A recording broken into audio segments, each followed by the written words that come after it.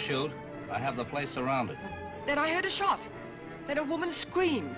So you got up, went downstairs, and plugged him. Why did you question that niece of his? She'd be a rich woman once he was in his grave. I've taken care of Woody. He's going away. But when I was at the door, I heard my husband's voice inside. Well, where were you then when the shot was fired? I'm holding you here on suspicion of murder. Because if I'd remained on my feet another moment, I'd have killed him. You miserable, ungrateful, treacherous snake, you! You can't prove anything on me. But I can try. You fork over 150,000 or I'll raise such a filthy row. And why did you push that woman off the bus? Why did you? Why did you? I didn't.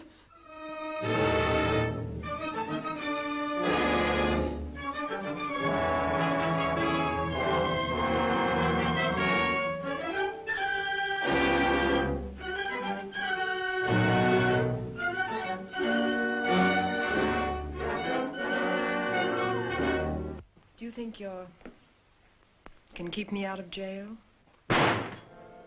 What was that? Don't go! Don't leave me! I say, what's up? Come here quickly.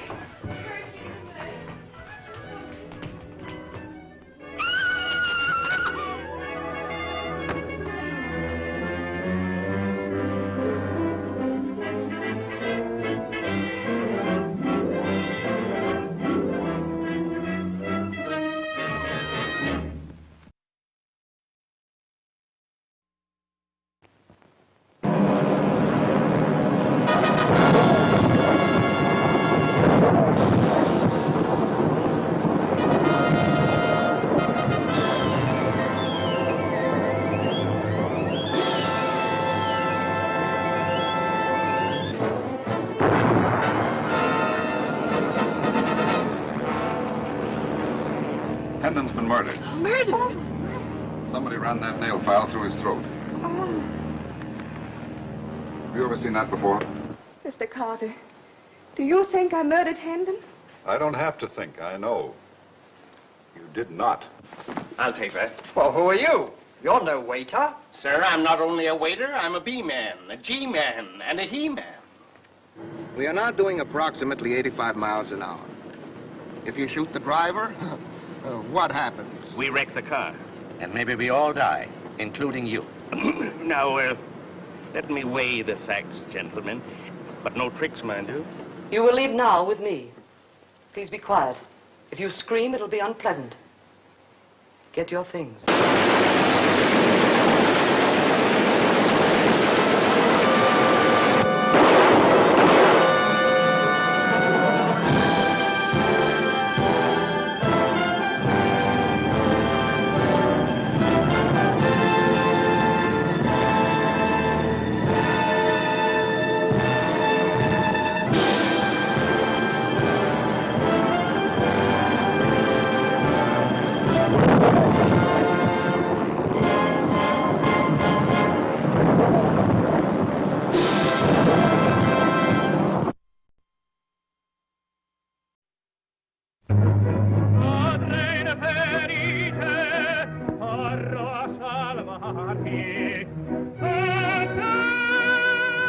Famous outdoor bowl in California, where thousands of music lovers gather to hear grand opera under the stars.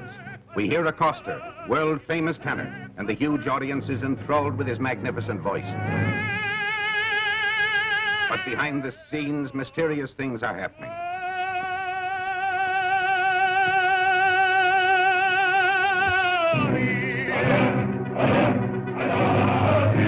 Hold the stage lights! Drop down the audience!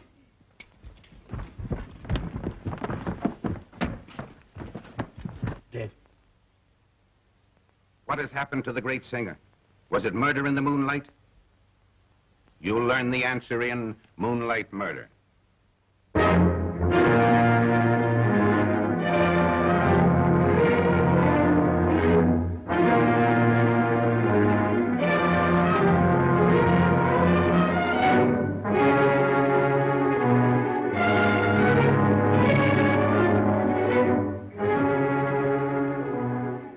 Oh, this is certainly a swell dish.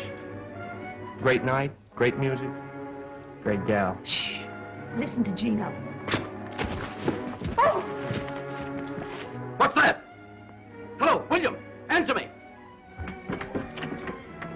you know about that knife? Just goes to show a fella never knows what's going to happen.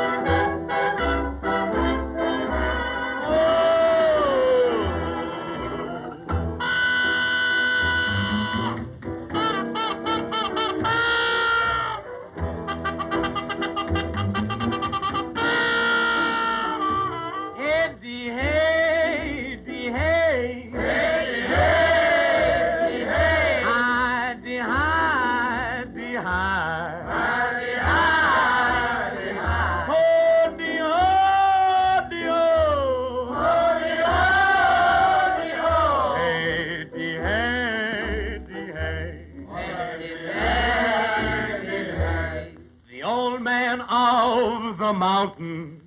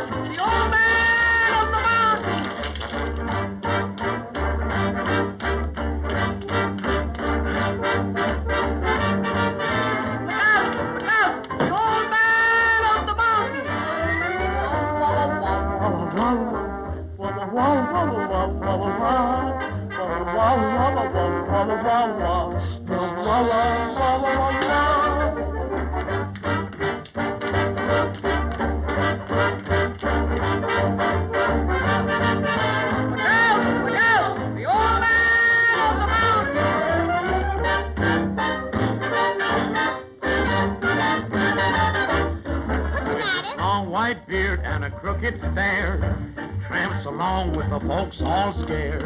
With a dinkle in his eye, he passes them by, the old man of the mountain, for he wears long hair and his feet are bare. They say he's mad as a grizzly bear. His cares are none and he fears no one. The old man of the mountain, he talks with the bears when he's lonely, sleeps with the sky for a tent, and he'll eat you up when he's hungry, and it wouldn't cost him a red cent. And he'll live as long as an old oak tree. He'll eat up fools like you and me. Oh, I often sigh and jump and cry at the old man of the mountain. I'm going up to see that old man of the mountain.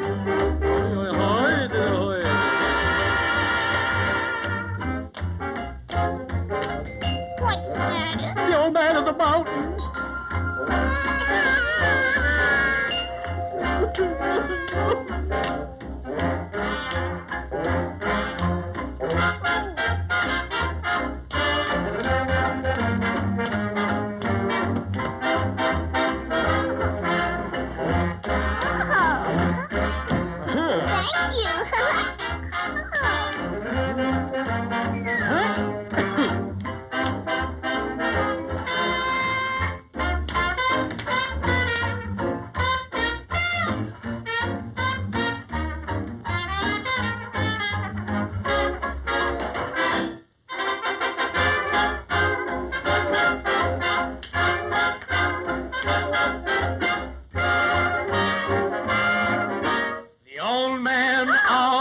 of the mountain.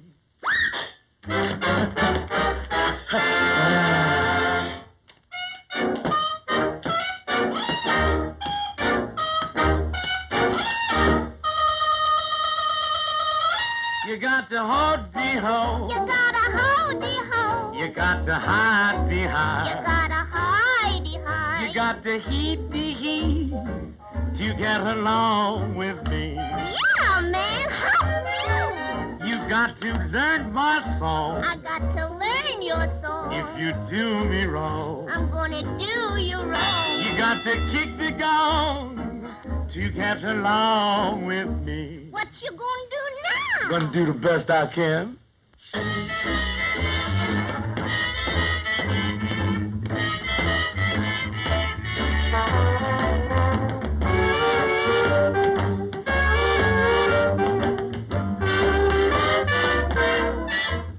You got to hide-de-hide. You got to hide-de-hide. You got to heat-de-heat-de-heat. You got to heat-de-heat-de-heat. You got to head-de-head-de-head to get along with hay. Hi. Hey, ho!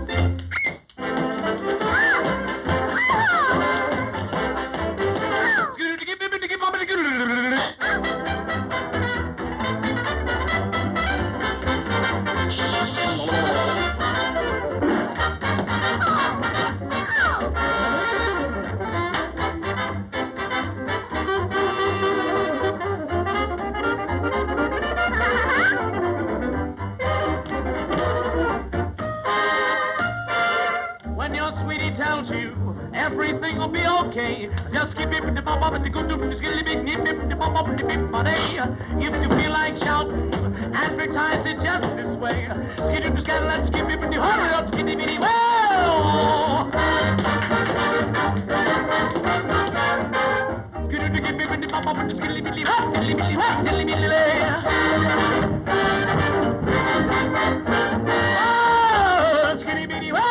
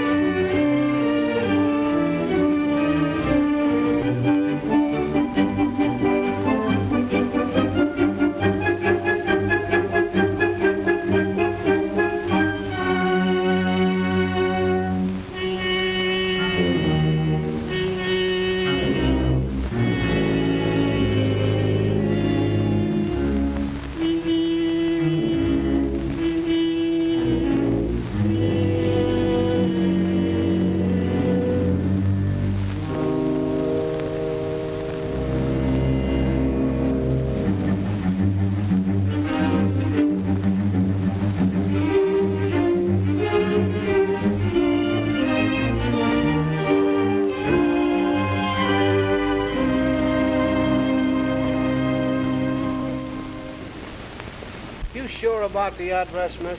Yes, this is the place. You'll be sure and wait for me now, won't you? Sure, I'll wait.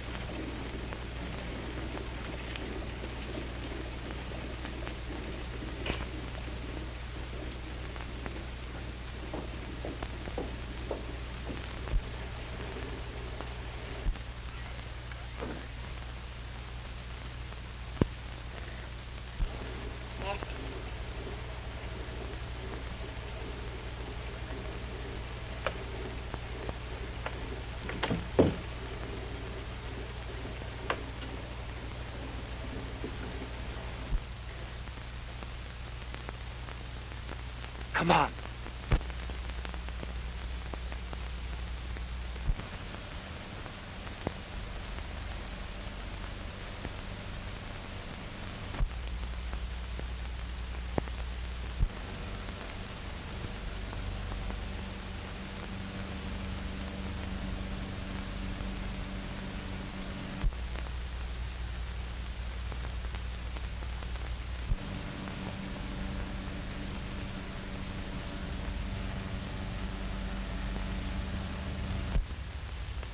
funny.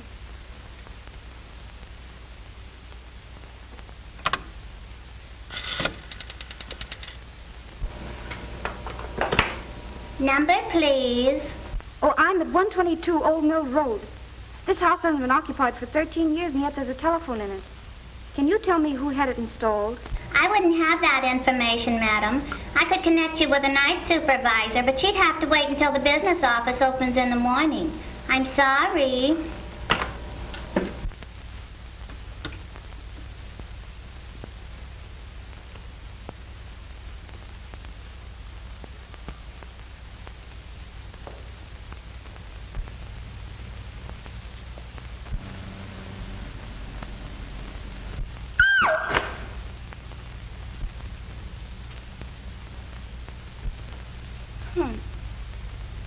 All a modern improvement. You might have cleaned the place up a bit.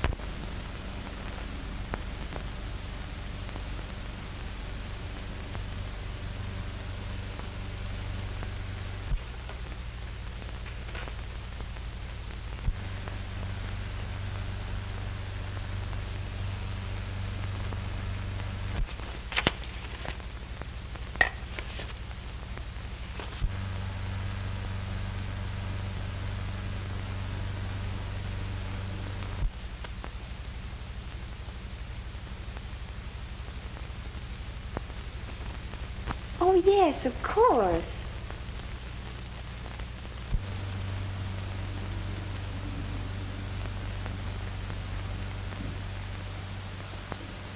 Dad sat there.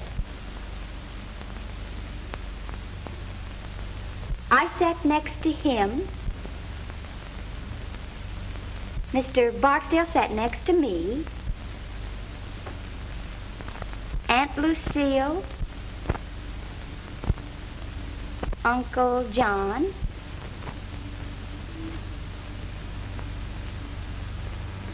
Harold. Mother. Thor. Marjorie. Uncle Dick. Aunt Joan, Uncle Wayne, and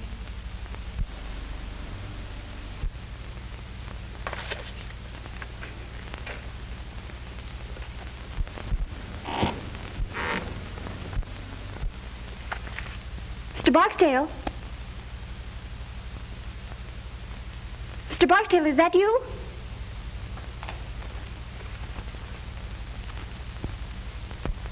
Mr. Barksdale. Mr. Barksdale.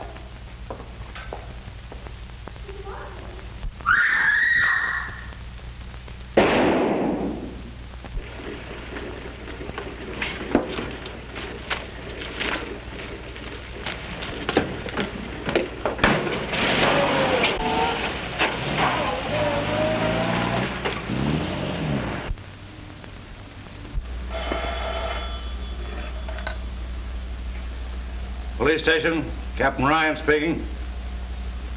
Yeah? The old Morgan place? He says he drove a youngster out there about 30 minutes ago. Hold the driver, I'll be right over. Okay.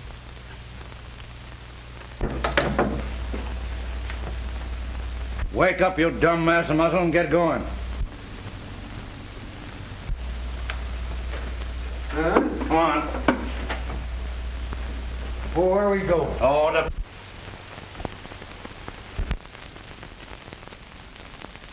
Got her in a mackerel. All right.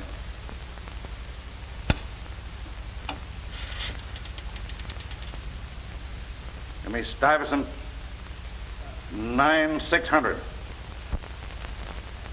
You can go. Leave your address. We'll want you later. Yes, sir. What? Well, keep ringing them.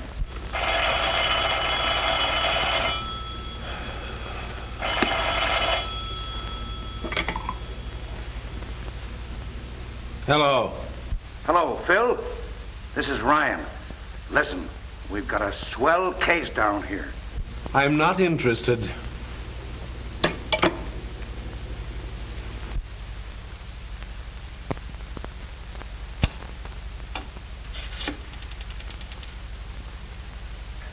Give me Stuyvesant 9600.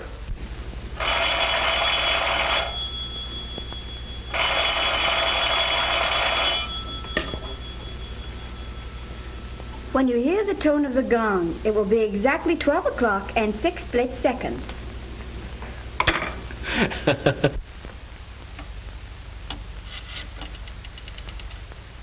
Ring that number again. Hello, you. Say, what's the idea of putting that dame on the phone? I know what time it is. What time is it? Shut up. No, I don't mean you. Don't hang up. I want you to get over here right away. There's been a murder. I know, but this is a good murder. Listen, 13 years ago, a guy invited all his relatives to dinner. The sap deserved to die. Well, arrest the mother-in-law and don't bother me anymore. Oh, all right, but make it snappy. All right. There was 12 people there. The table was set for 13. The 13th guest never got there. That was 13 years ago. And now tonight we find a dame murdered, and she's sitting at the table in the 13th chair.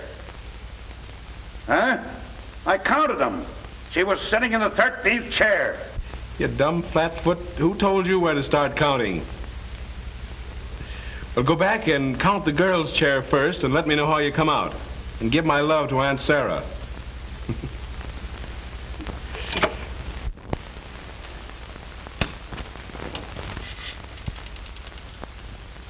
Ring that number again and keep ringing it. And then tell the night supervisor I want to know who had a couple of phones installed at 122 Old Mill Road if you have to get the whole Bell family out of bed.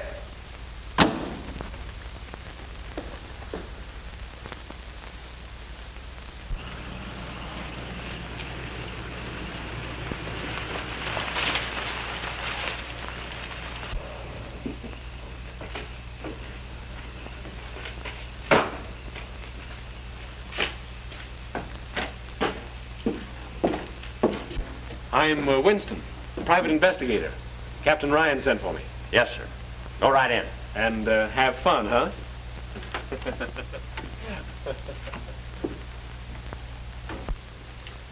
Call up headquarters and tell Clarence I'm sending those prints. Yes, sir. Oh, what's the number? Central You dumb idiot, don't you even know that? Get out and look it up. The discipline will do you good. Yes, sir. Hello, Mr. Winston. We got a swell murder here. Good. And the number you want is Central 5000. Huh? Oh, yeah. 5,000. Central 5,000. Well, you certainly took your time. I was busy. Yeah, sure.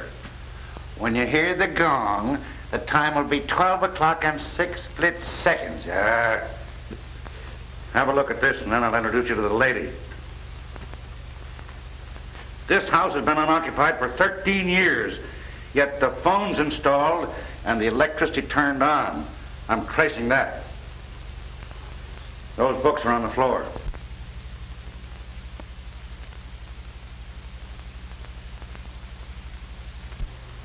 That's all in here.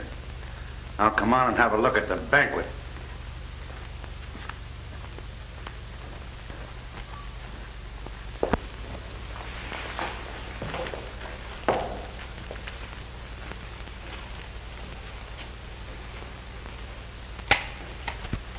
The kid sure holds still all right. Same old joke. If I had a day off, I'd think up a new one. You can have her now, Doc. Just a minute. I want Winston to have a look. Oh, will you take care of that, Jerry, please? Okay.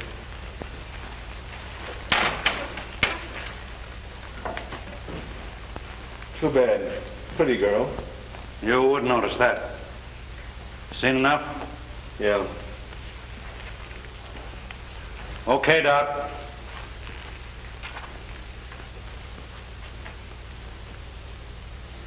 Say, how did you know about that dinner party 13 years ago? Oh, every man and his dog knows that story around here. Morgan, Sr., dropped dead just after they all sat down to the table. The old lady, she was young then, must have been a little bit cracked herself. She wouldn't allow a thing to be touched. Just closed up the house and moved out, and that's that. And all these guys have been waiting for the dinner ever since. Gives me the willies every time I think of it. Well, don't think then. You know who the girl is? Sure. Daughter, Marie Morgan. Had her whole life's history in her handbag, but no address. The driver that brought her out here said he picked her up on the corner of 59th and Park. The apartment house? No, on the corner. We've been checking up on the apartment houses around there now. How was she killed? Wait till you hear. The doc hasn't said for sure yet, but it looks like she was electrocuted. Electrocuted?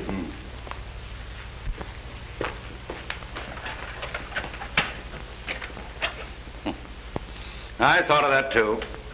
Not a wire on it. That was it. Electricity. Enough to kill her, but not to burn the body. I wonder where she got it. Say, that light in the living room... I'll get it.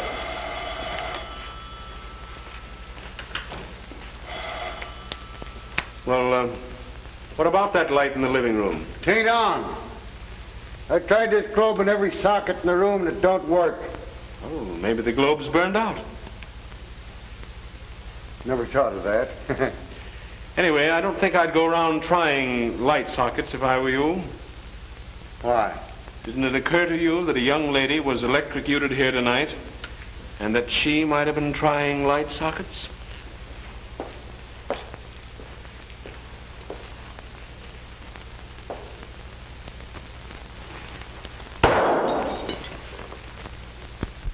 Hello, operator.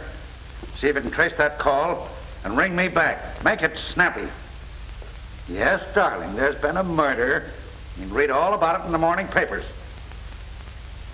She listened in on all the other calls. Why the devil didn't she listen in on that one? What was it? I don't know. I just heard the receiver going up after I answered.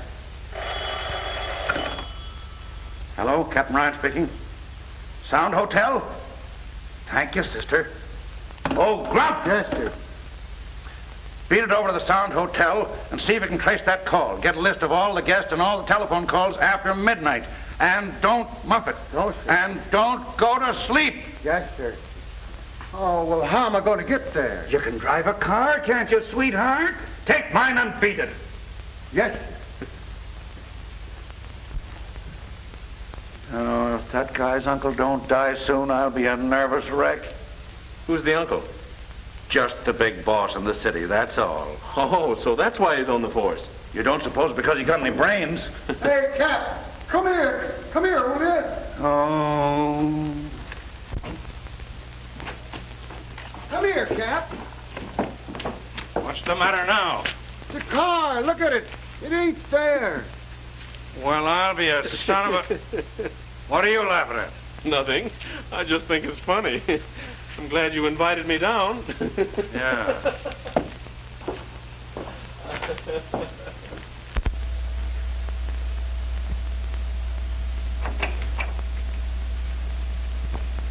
Come in, boys. Yeah. Okay. Sit down. I'll see you in a few minutes. Did they identify the body? Yes, sir. Which one of you is the brother? I am. Friend of yours? Yes. And of my sister. All right, boys, I won't keep you long. Either of you know a man named Barksdale? Yes, we both do. He was my father's lawyer. Is he still handling the estate? Yes. Why? We'll ask the questions if you don't mind, son. Wasn't your father's will a little unusual? It was quite unusual. He provided for my mother, for Marie and me, and left the bulk of the estate to the 13th guest. Who was that? We don't know. The 13th guest never arrived. Screwy. Anything else about this guest? No. Except that we always supposed that he'd come forward or be named when we became of age. Well, when'll that be? Well, why, do you suppose that might have had something to do with it? Marie was 21 yesterday. What? Yes. Barksdale called her the other day and told her to... Oh, I'm not interested in that. Well, I am. All right, be interested. Wait a minute, where are you going? Out. I'll see you later. Say, but... Oh... I suppose you were at that dinner party your father gave? Yes.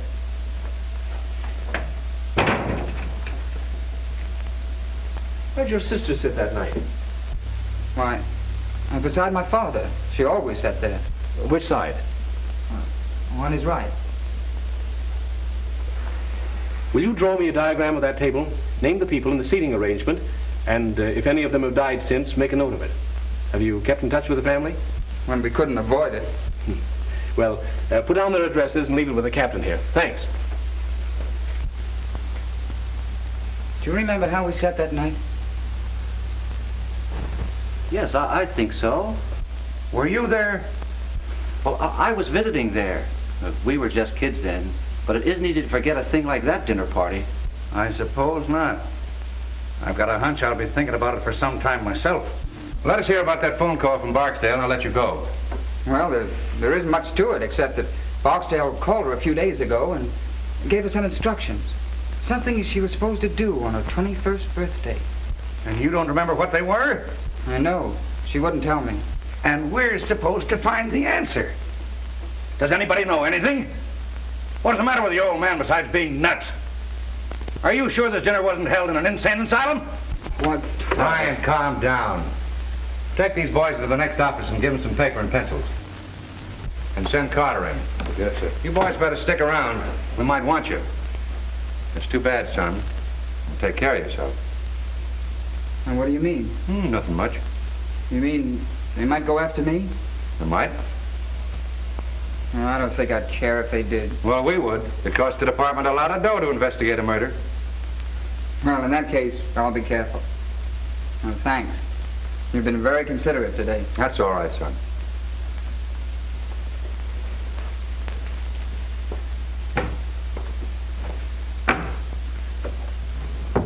Well, what do you think? I can't think. I'm numb.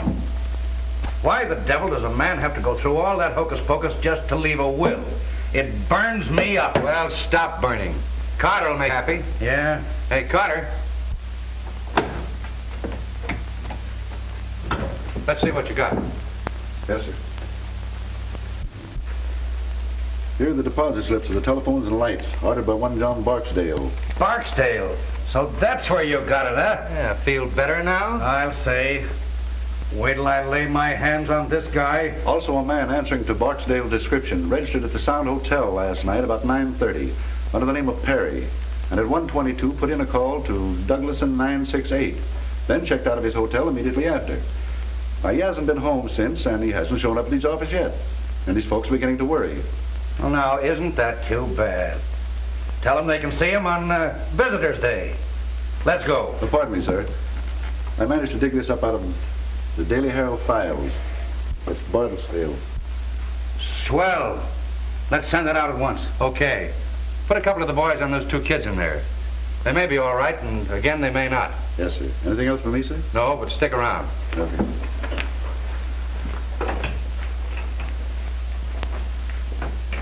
Calling all cars. Calling all cars. Stand by for description of one John Barksdale, wanted for questioning on the Morgan murder case. Last seen on Long Island driving a Packard Touring, license unknown. Description: 50 years, 6 feet, gray hair, eyes brown. That is all.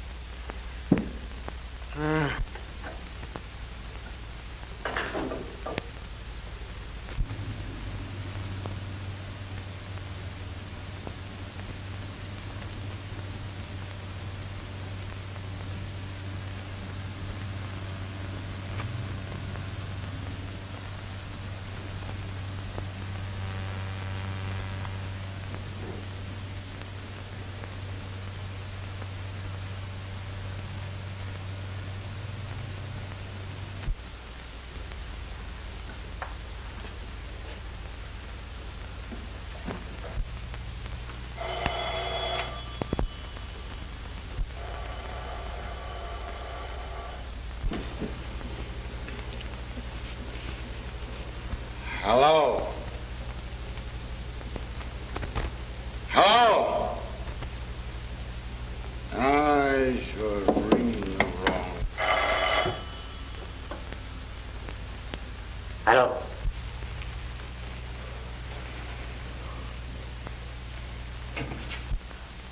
Ah! Ah!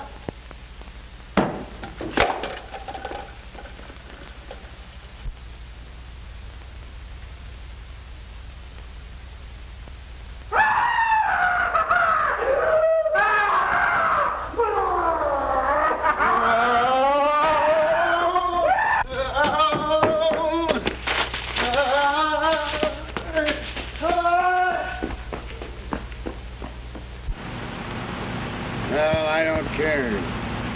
You can call me all the names you want. I've run out of names to call you. I don't care. Mr. Wilson, if you'd have heard it, you'd have... What did it sound like, Grump? Well, it sounded like Tarzan. Tarzan.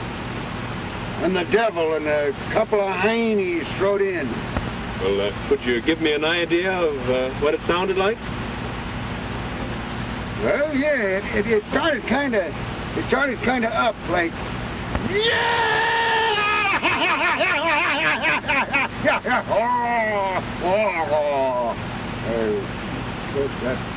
That ain't just it, you know. It's kind of like it. Well, perhaps if you tried it again, Grump. Yeah, well, it's... Damn idiot. Don't you know when you're being ribbed? Shut up. Oh, I was only trying to... Shut up. Get out.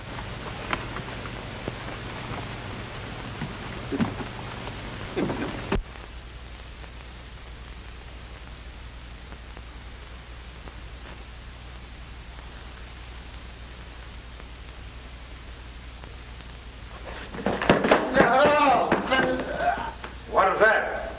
Oh.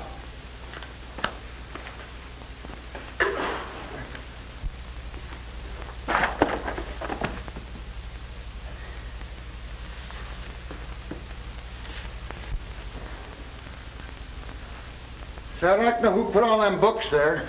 So would I. Did you go to sleep today?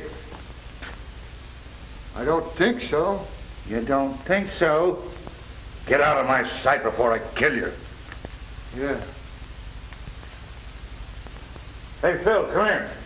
You come here. Where are you? In the dining room. Oh.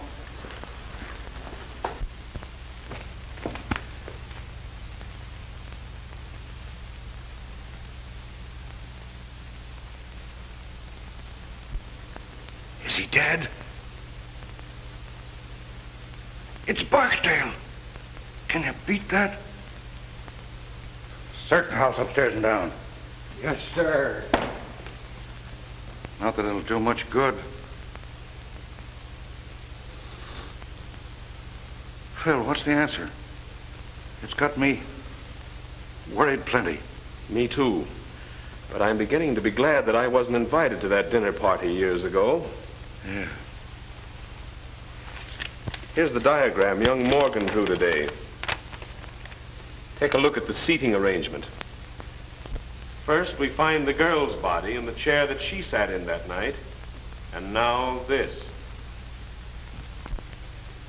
Are you beginning to get the idea? Gee, yes. Ye gods, Phil.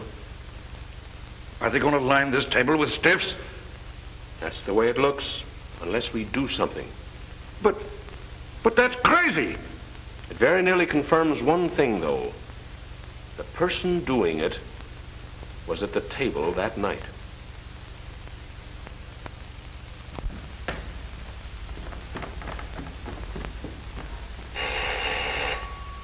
I'll get it, boss.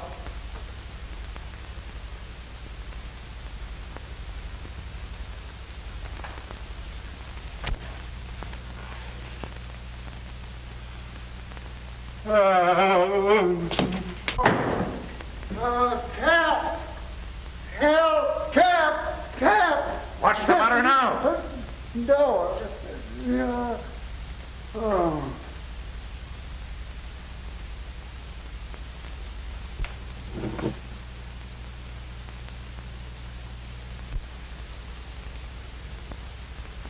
did you get out of the morgue? I haven't been in any morgue.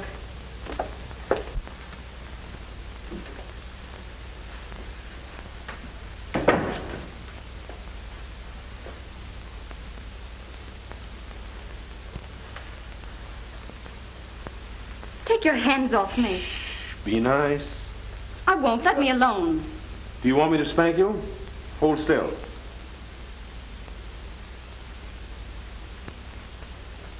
That's a good little girl. What's your name? Marie Morgan? Yes? What did you say? I asked this child here if she were Marie Morgan. I'm no child. Will you shut up? And she said yes. And she said yes. I don't know. Maybe it's something I ate, and this is the nightmare. Where did you pick her up? I found her riding around in your car. In mine? I was on my way to the police station. Yes, and baby, you're still on your way to the police station. Take her down and lock her up. I've got some things I want to ask her about. You can't arrest me. Oh, can't I? That's what they all say. Maybe it's all a mistake. And maybe you can explain everything. And I'll bet you won't say a word until you see your lawyer. Well, I won't. All right, baby. Come and see your lawyer. Yourself to a good look.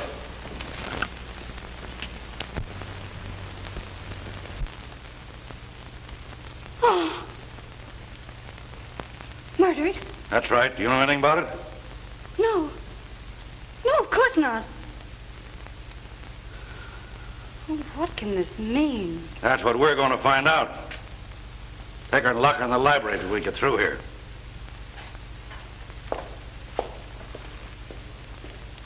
Was she headed for police station? She was going in that direction. Call up city headquarters and report this. Call the coroner.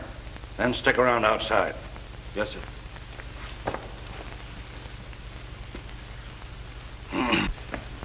Now, why did you ask that girl if she was Marie Morgan? I think she is. What about the other dame? There are no twins. No, but the other girl had several small scars around her face. Didn't you notice them? Yes, but I didn't think anything about it. Well, I did. I thought she'd had her face lifted. Well, what a blasted idiot I've been. That's why you were so surprised when her brother told you she was 21. Certainly. No kid that age is going to have her face lifted. And you beat it back to the morgue to have another look. Right. And took a good plastic surgeon with me. She hadn't had her face lifted. She'd had it completely made over. Well, I'll be... Now, that commences to make sense. Barksdale made an appointment with the real Marie Morgan to meet him here. They planned to kill her and substitute the other girl, huh? Who planned to kill her? Huh? Barksdale made the appointment? Yes, but if Barksdale was in on it, which he may have been, who killed the gentleman on your right? Little Bo Peep.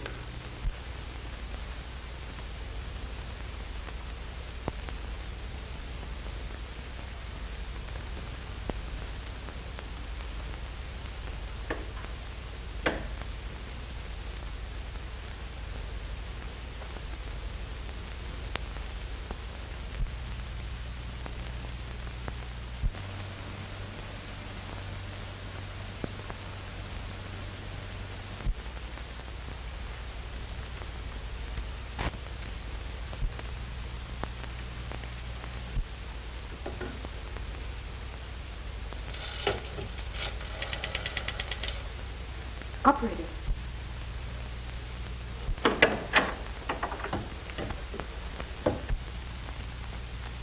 I wouldn't do that if I were you. The police might not like it. I was only trying to call my brother. We'll call him later. You're going to take a ride with me. Where to? To my apartment. She'd be safer in jail. Don't worry, she won't get away. I didn't mean that. I said she'd be safer in jail. And you may go to the devil.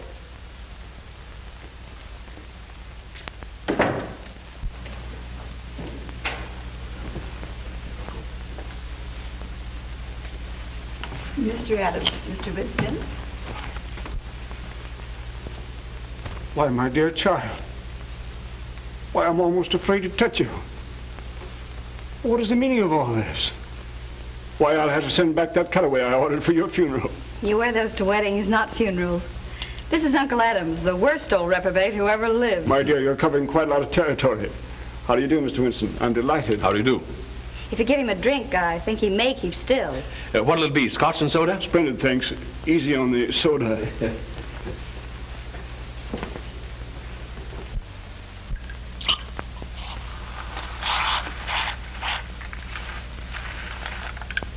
There you are.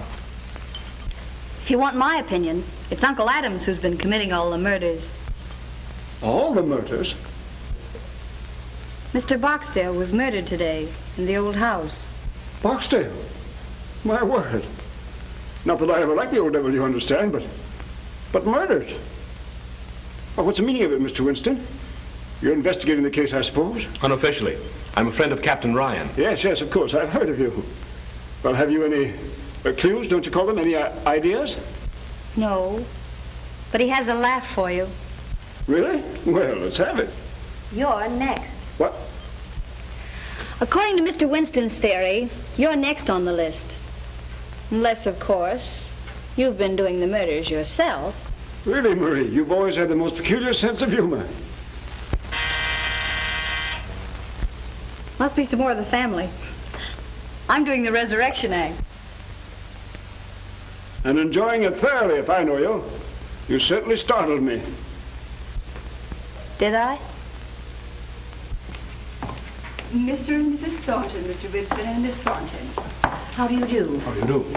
If you'll explain your reasons. Well, for heaven's sake, I thought you were dead. Disappointed? Well, why be a hypocrite? You know I've always hated your... Marjorie, if you say that word again, I'll disown you. What a loss.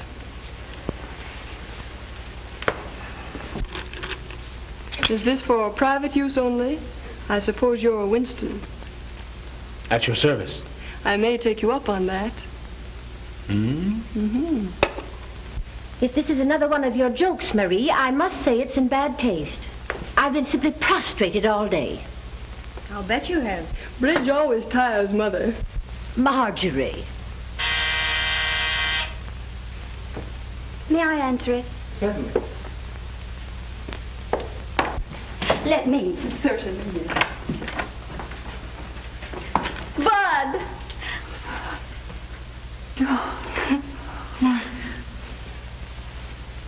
Marie, it is you. Oh, my dear. They tried to kill me. Are you glad I'm alive? Am I glad? I think you are. But what does it mean, sis? They made us go down and look at that other girl. We thought it was you. Did you cry? Well, to tell you the truth, honey, we both went home and got potted. That's just as good. Come on in. Mr. Winston has the whole family here. He says one of them is the murderer. I'm giving odds on Uncle Adams. Uncle Adams? He's too lazy to commit a murder. But tell me, darling, what happened to you? I'll tell you later. Well, here we are. Just one big, happy family. Oh, hello, Thor. Who was that blonde I saw you with the other night? There was no blonde, and you know it. Oh, well.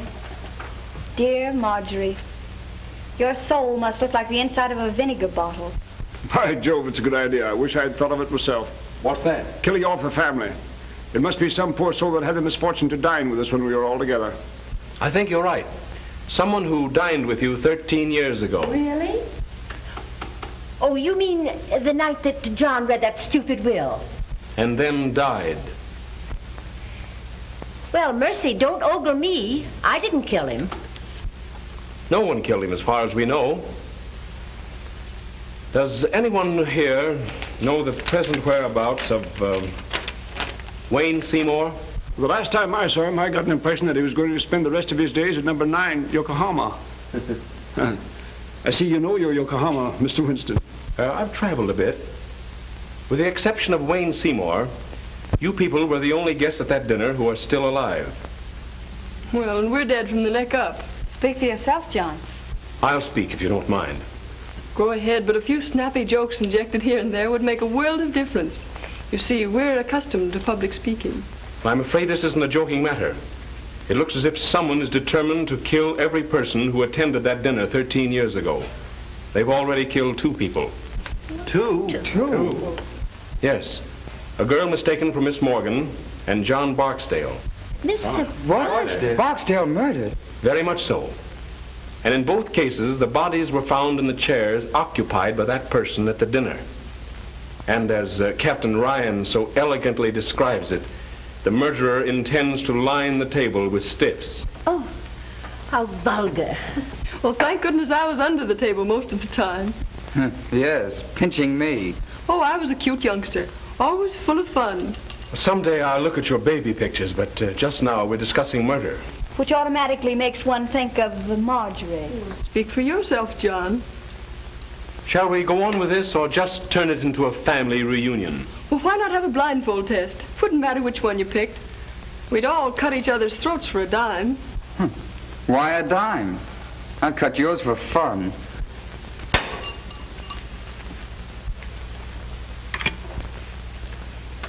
Give me police headquarters. Detective Bureau, Captain Brown's office. Well, it isn't every day you get a chance to see a mastermind at work. Hello. Who's this speaking? Oh, well, this is Winston.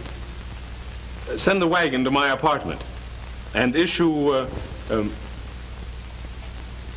4 John Doe and 3 Jane Doe warrants. Material witnesses in the Morgan case. Right. I've got them here. Really, you're quite amusing, Mr. Winston. Thank you. You like the matron in the city jail, too. She's one of the Philadelphia Smiths.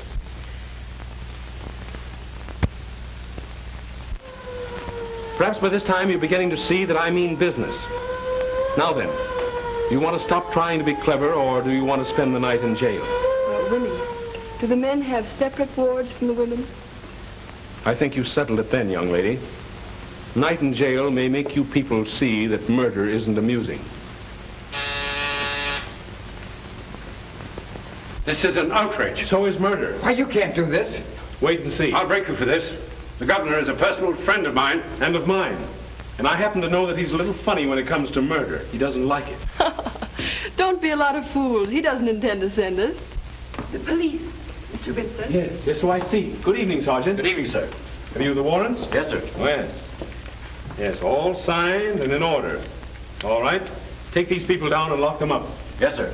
All right, step lively. I demand to see my lawyer. Miss Morgan saw her lawyer today, and I don't think she enjoyed it. Well, you'll be sorry for this.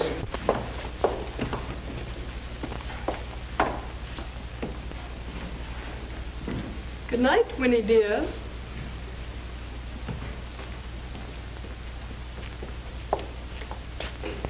Mr. Winston. Good night, my dear, and sweet dreams.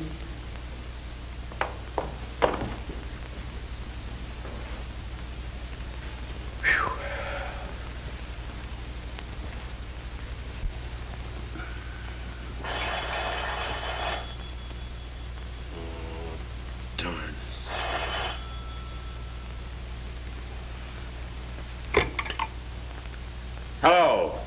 Come on down, dearie. We've got another corpse. What? But the family's all locked up. Yeah, sure. You're a smart guy. I don't know. I haven't over yet. You coming down? Okay.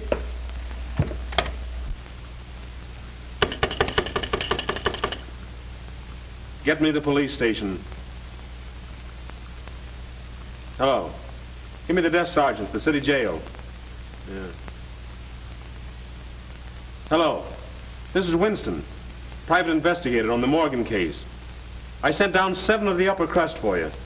Will you send somebody in and see if they're all there? Yes, sir. Hey, Mike, take a look at the 400 and see if they're all there. Okay, Sergeant.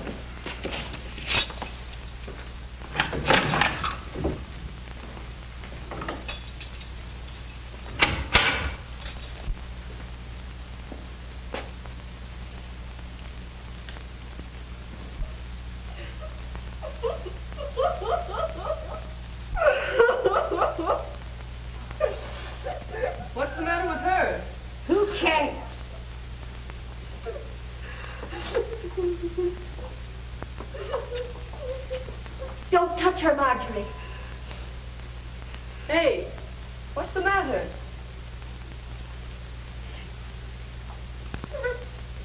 What?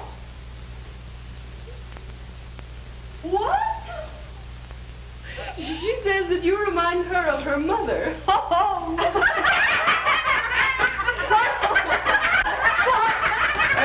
Pipe down. You can't do this.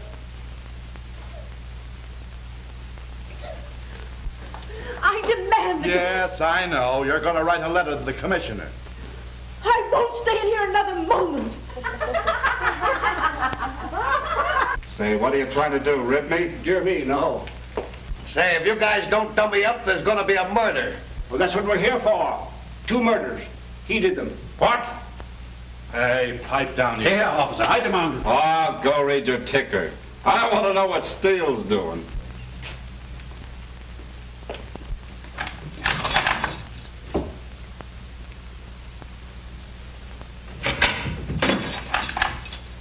All there, Sergeant. Okay. All there, Mr. Winston.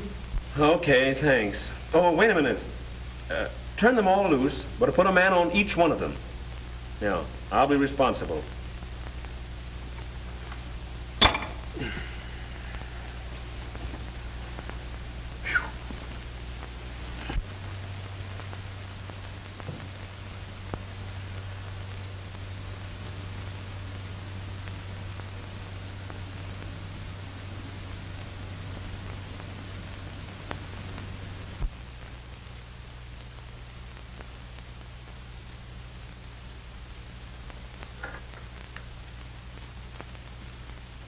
Wire runs over here, then goes no place at all. I've scoured the whole house.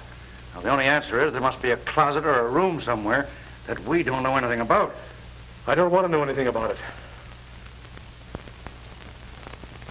All right, Bill. Make it snappy. Cut it right there.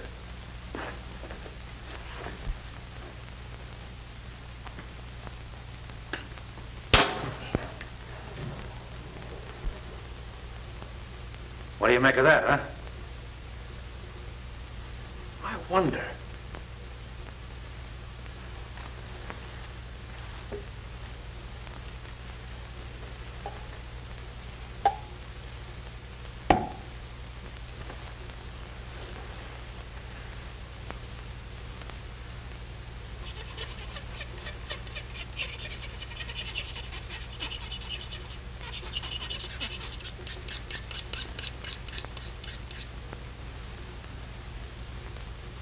Steel. Great guns. Nothing rubber about that. Come on, let's get out of here.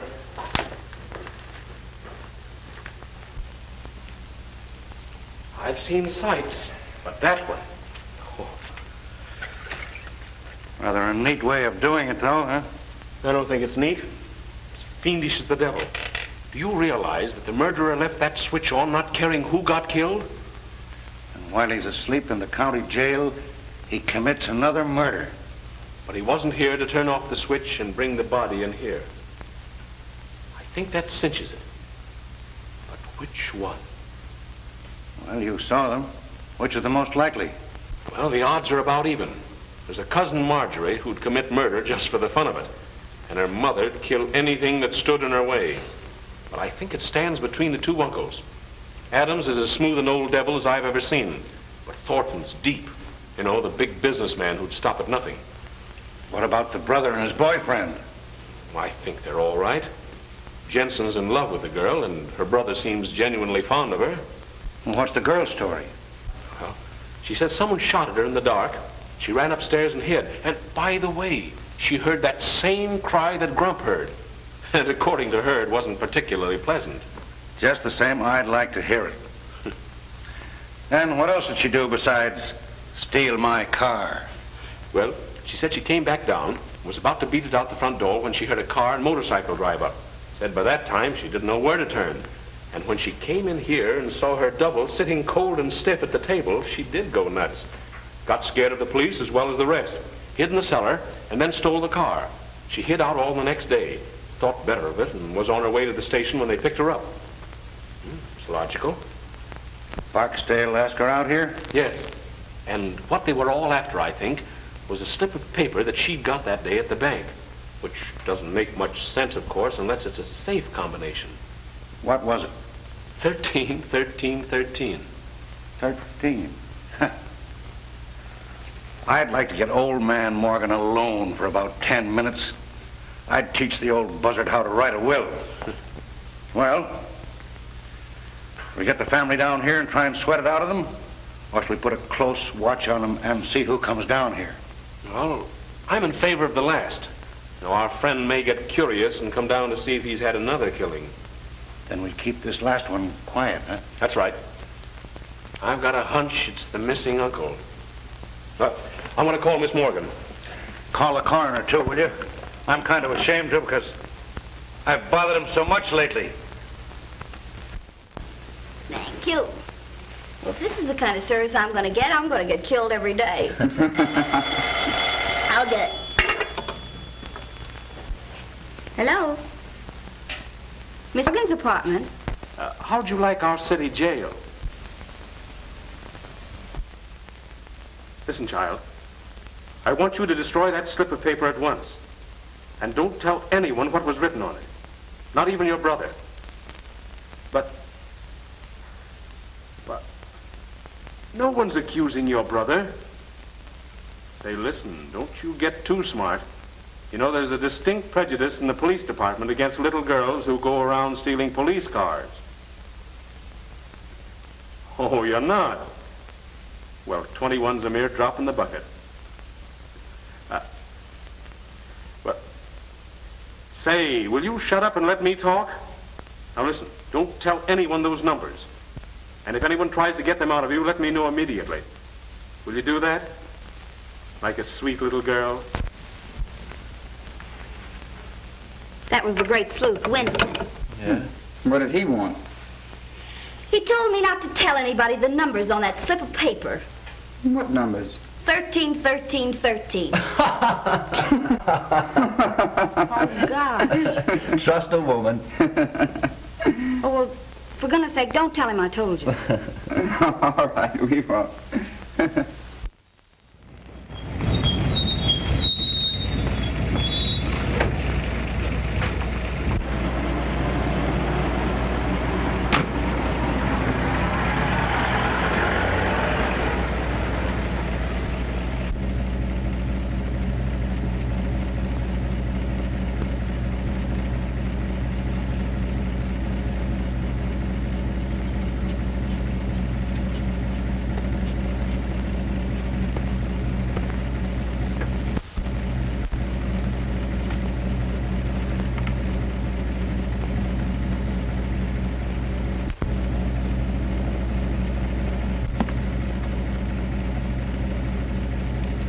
Shame on you, looking at those things. Huh? Why don't you have luncheon with me?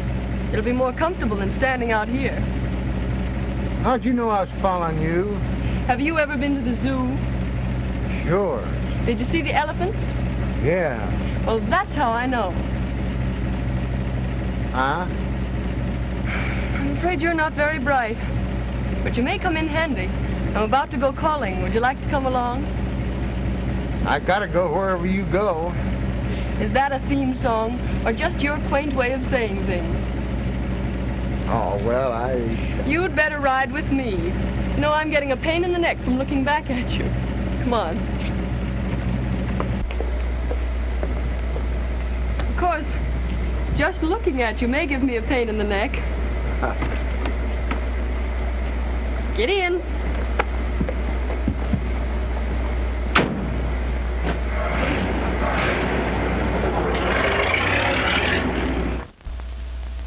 Okay, stay there until you're relieved. That was Bentley, detailed to watch Adams. He says Adams hasn't left the house all day.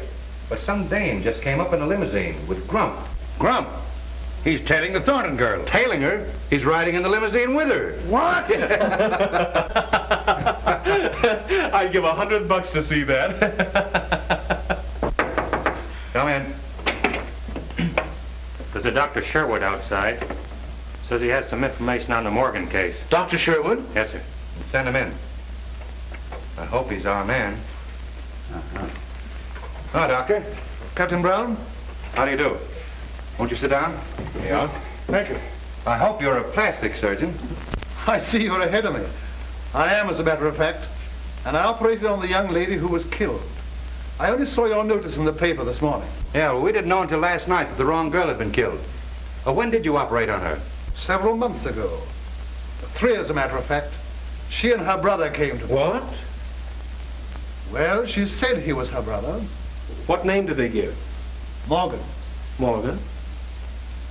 May I take Dr. Sherwood over to Miss Morgan's apartment? Okay. You could identify the brother, couldn't you? Oh, certainly. He came to me twice. Fine. Let's go.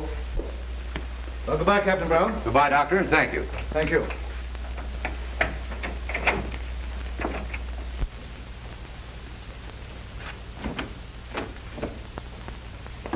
Oh, hello. Come in, Doctor. That your man? No. Say, why aren't you down at the old house? Well, I'm rather tired of being there so much. Have you a picture of your friend Jensen around? Yes, I think so. But look here, Mr. Winston. Marie's going down to the old house to meet you. What? Didn't you call her? Well, no. You didn't call her? No, I tell you. What's it all about? I just got in. She left this.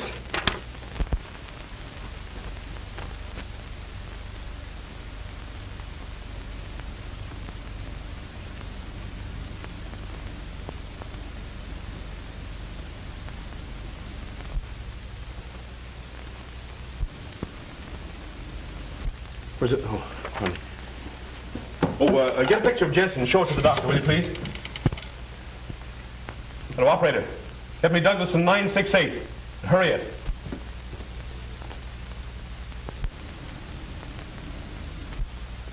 That's the one. Hurry with that call.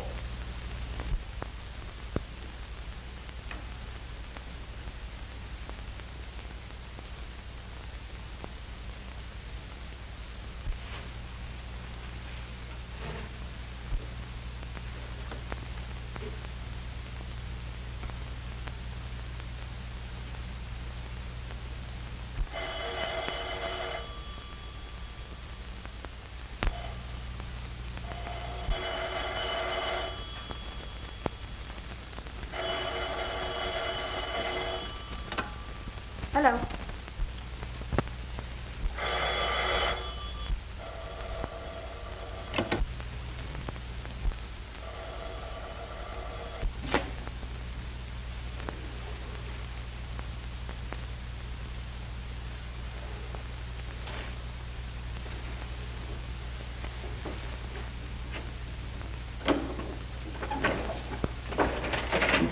Hello?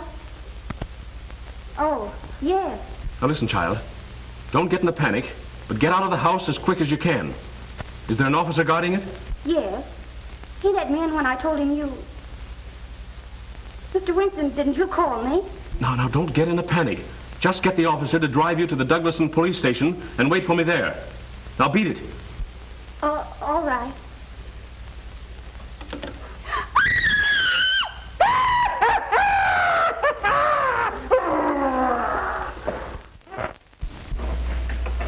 Where's Miss Morgan? Hasn't she been here? No, no one's been here. You come with me. I may need to. No, wait. Stay here. Tell Ryan to beat it over to the Morgan house as soon as he gets here. Yes, sir.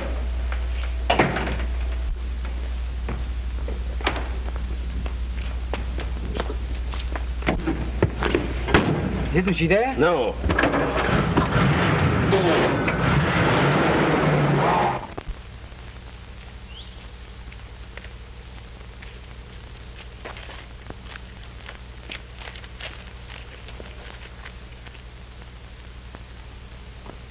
He'll come around all right. Come on. Go quietly.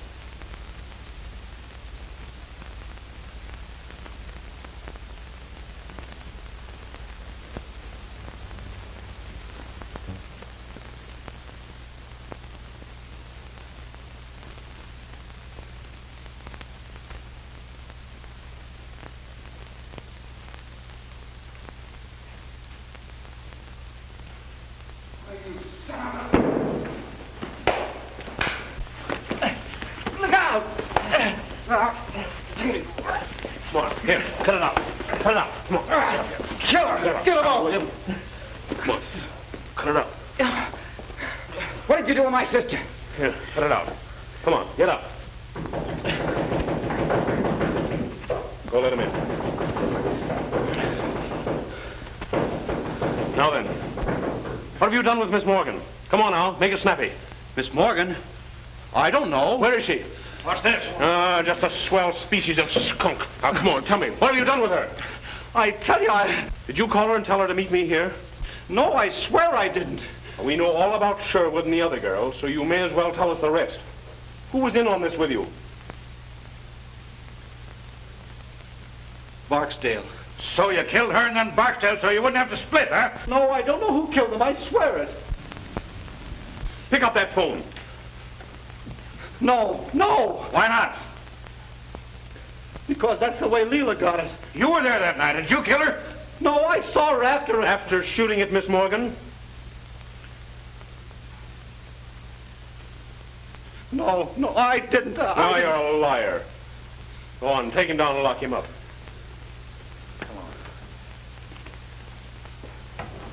But Phil... I tell you, Ryan, it doesn't make good sense. Why go to all the trouble to impersonate someone and then kill the impersonator? Jensen tried to kill Miss Morgan, but somebody else killed the girl thinking it was Miss Morgan. Jensen knew the difference.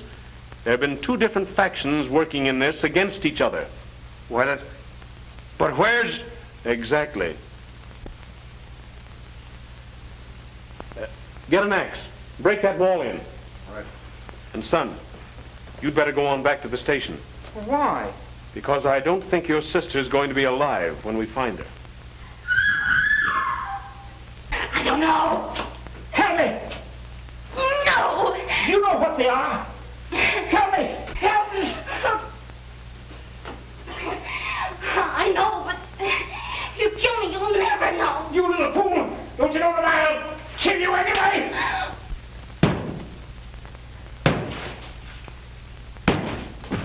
Tell me. Stop. All right. 13. You better not be lying.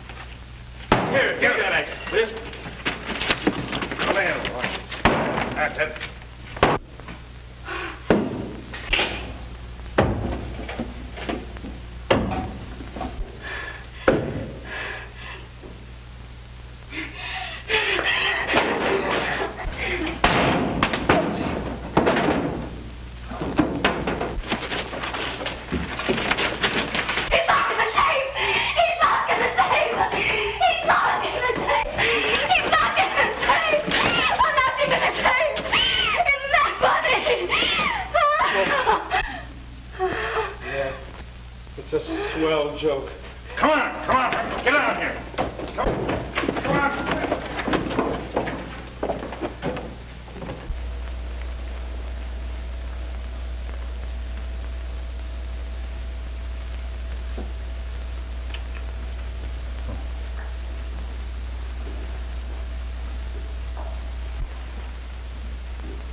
Got a patent on that little electrical device of yours, Adams?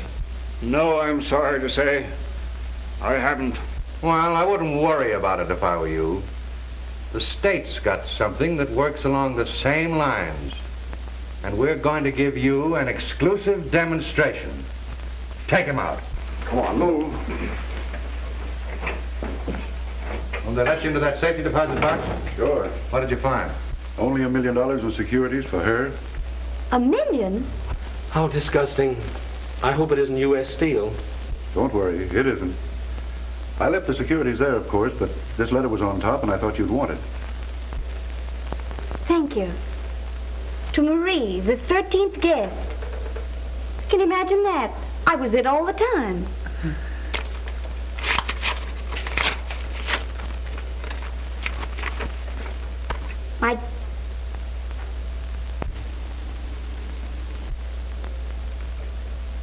The poor lamb. Read it. Aloud? Why, yes.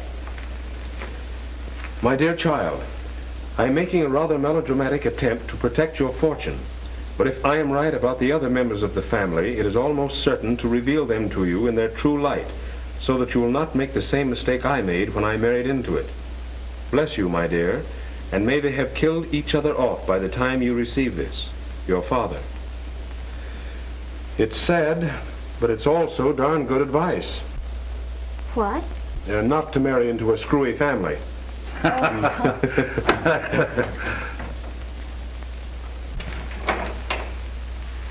Aye.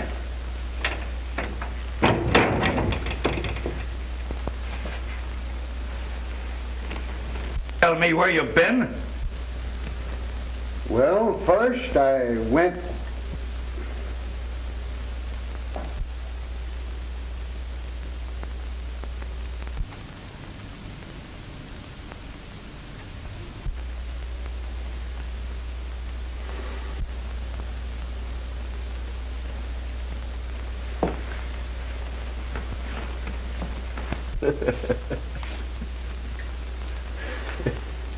Well, you told me to tailor.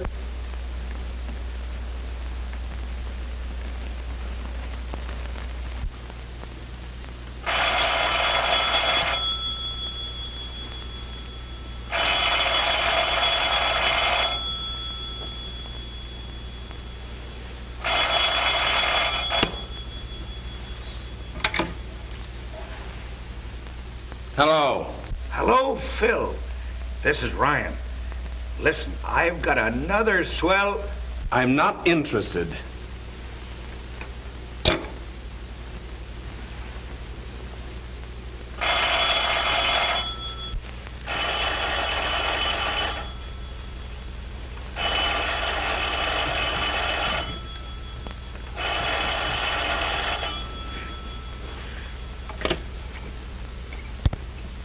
When you hear the tone of the gong, it will be exactly 12 o'clock and 6 split seconds. Uh-oh.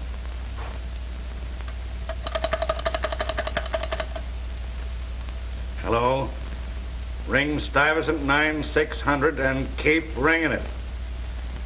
And when you've done that, well, ring it some more.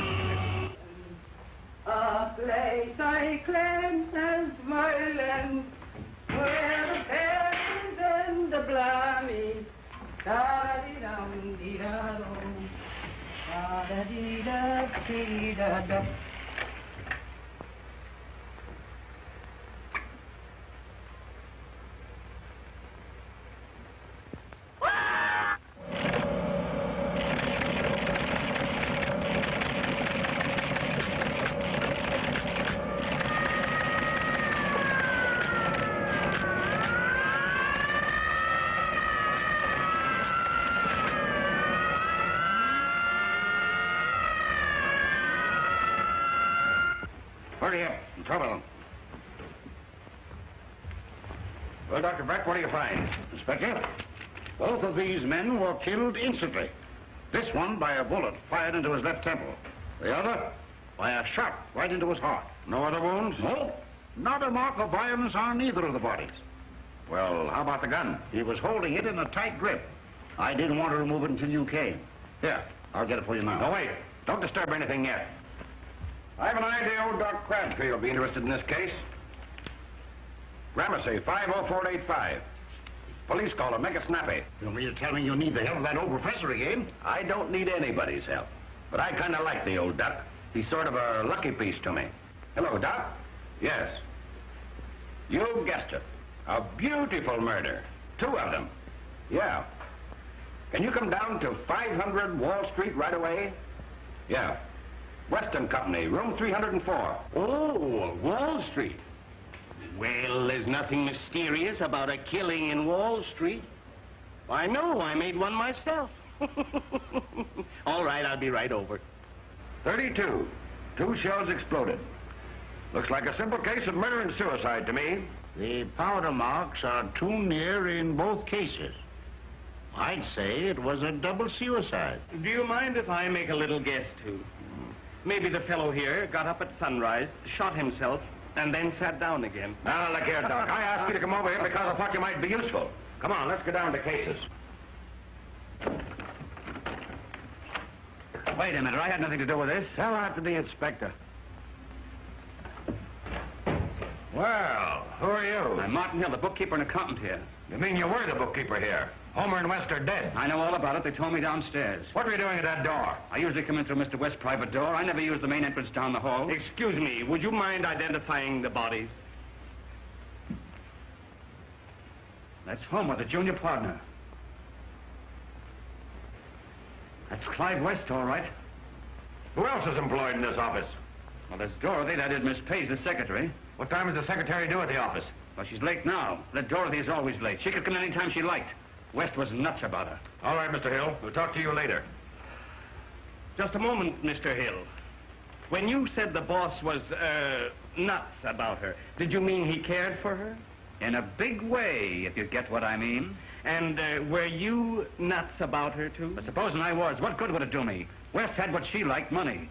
And them that has gets. That's all, Mr. Hill. I think we're beginning to get somewhere. A very obvious clue, Doc. You mean very elementary, Watson, don't you? Ah, you'll give me a stiff pain in the...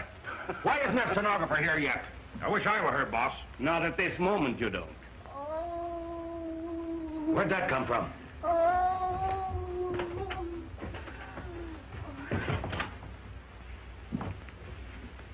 Take her over on that couch. Right. Get hold of it, Tom.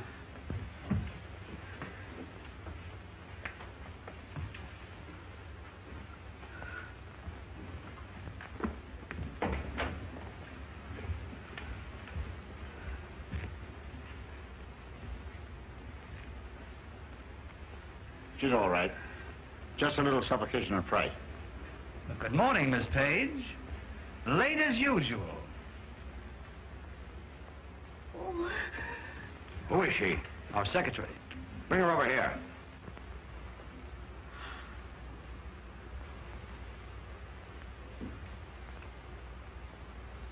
So you're Miss Page. Well, maybe you can tell us who killed Homer and West. You were in that closet.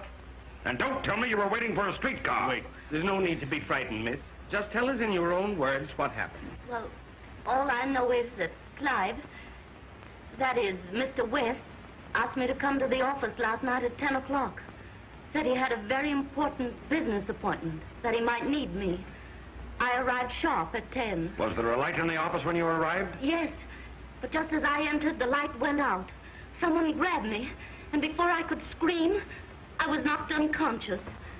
And that's the very last thing I remember, until just a few moments ago, when I opened my eyes on that couch. Have you been reading any murder mysteries lately? Well, that's the truth, I tell you. Inspector, we have established the fact that the murders were committed between 9 and 10 o'clock last night. Now, it seems to me that's a most unusual hour for so many visitors to a Wall Street brokerage office. Why not call the elevator man who brought them up? Okay. Bring in the elevator man. That's all, Miss Page, for the moment. What's your name? Andy Amos Lindbergh. Is that your real name? Yes, sir. I was named Abraham Washington, but I done baptized myself for something more famous. What's your job here? I was the elevator man, and I don't know nothing. You don't, eh? Well, you refresh your memory a little about last night. Who did you bring up in the elevator to this floor about 10 o'clock? Yes, sir. Let me see. About 9:30, I brung up Mr. West. And about 10 o'clock, I brung up Mr. Homer. Maybe you'd better take a look at the bodies just to make sure. Excuse me, I ain't in no mood to look at no departed soul. Wait a minute. Control yourself. Come back here and answer my questions. Yes, sir. Did you bring anyone else up? Let me see. Yes, sir. There's Miss Page, Mr. West's secretary. How did you know she was his secretary? Well, they always had a lot of night work together. And then there's another man who goes up here about 10:30. I sees him round here plenty, but I don't know what they call him. What did he look like? I can't remember, Your Honor. Did you take any of these people down with you? No, sir. But they could have walked down when I was in the basement. Where were you at 10:30? How you expect me to remember where I was for back as last night? You didn't do it, did you? Most emphatically, no, sir. Sit down there. Thank you, sir. Yes, sir. Thank you, sir. This man wants to see Clive West immediately. He looks kind of excited. Colonel Frederick Pettijohn. Send him in. Yes, sir. Know him, Doc? I do now. How about you, Doctor? Never heard of him. There he is. That's the man that comes in here at 10:30 last night. Pettijohn, what were you doing here in this office at 10:30 last night? Have a chair. Look here, I'm Colonel Pettijohn. Have 2 chairs. What's this nonsense about me being here last night? I wasn't anywhere near this office. Oh, no, Colonel. That story won't do. Here is a notation that Mr. West had an appointment at 10:15 last night with F.P. And now, of course, F.P. might mean Fairy Prince. And then again, it might mean Frederick Pettijohn. But just go ahead and tell us what you know about this. Well, what if I was here last night? I didn't get inside the office. I was a little late in arriving for my appointment. When I rapped at the door and got no answer, I took it for granted that West didn't wait for the appointment. So I went home. What was your business with Mr. West? Purely private. Wouldn't interest you. Oh, it wouldn't interest me, eh? Now get this, Colonel. This is a murder investigation, not a social team.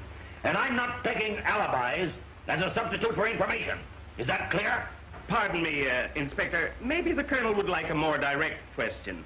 You bought a great deal of stock here on margin, didn't you? I did. What about it? And one particular stock collapsed the day before. I don't know what stock you mean. Oh, well, it doesn't matter. Let's call it garbage can preferred. But the fact remains that you owed West and Company a large sum of money. And if you had killed Homer and West and removed the records of your business transactions from their files, you could have saved yourself from bankruptcy. Or worse, couldn't you, Colonel? Yes, I could have, but I didn't.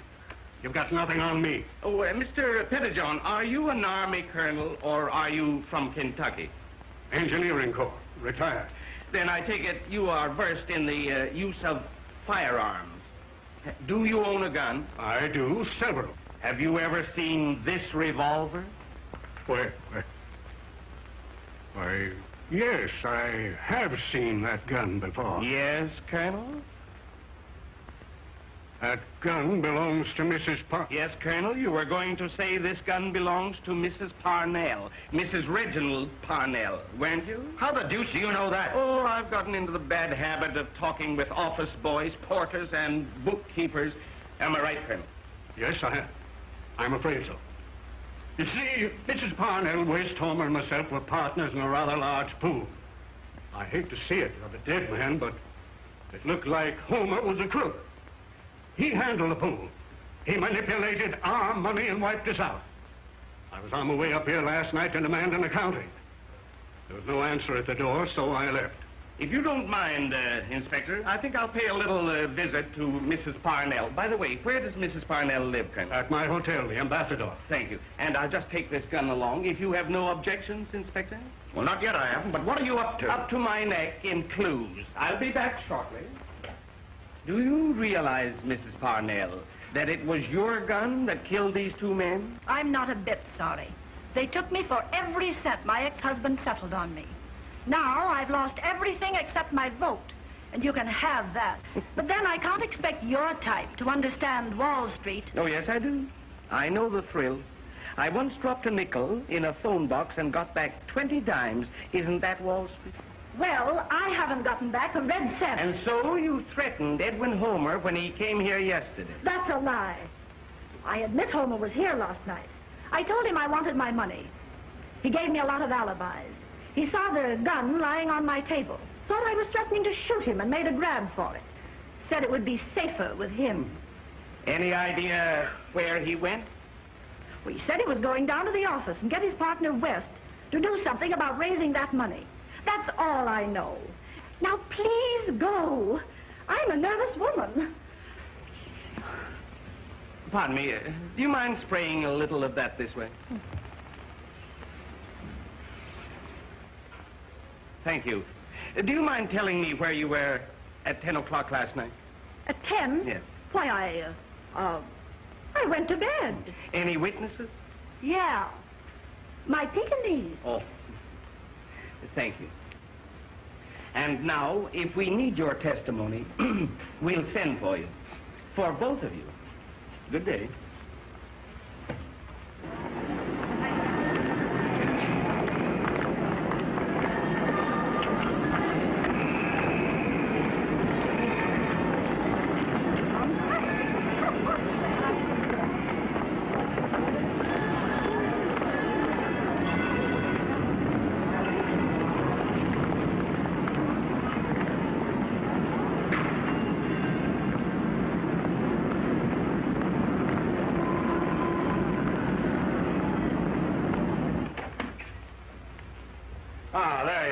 In time.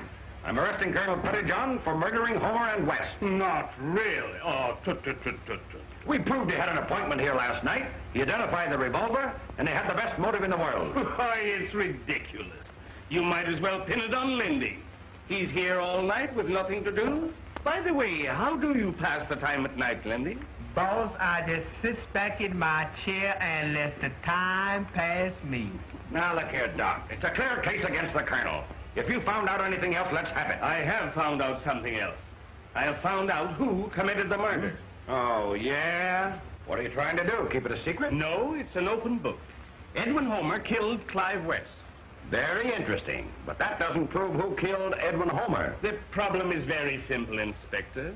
Somebody on the inside of this office must have committed both murders, for the door was locked from the inside. Is that right? Yes, but how about this fire escape here? I have just verified the fact that the murderer did not go down the fire escape, as there are no footprints on the soft lawn beneath this window. Now, he certainly must have made some imprint jumping 12 feet.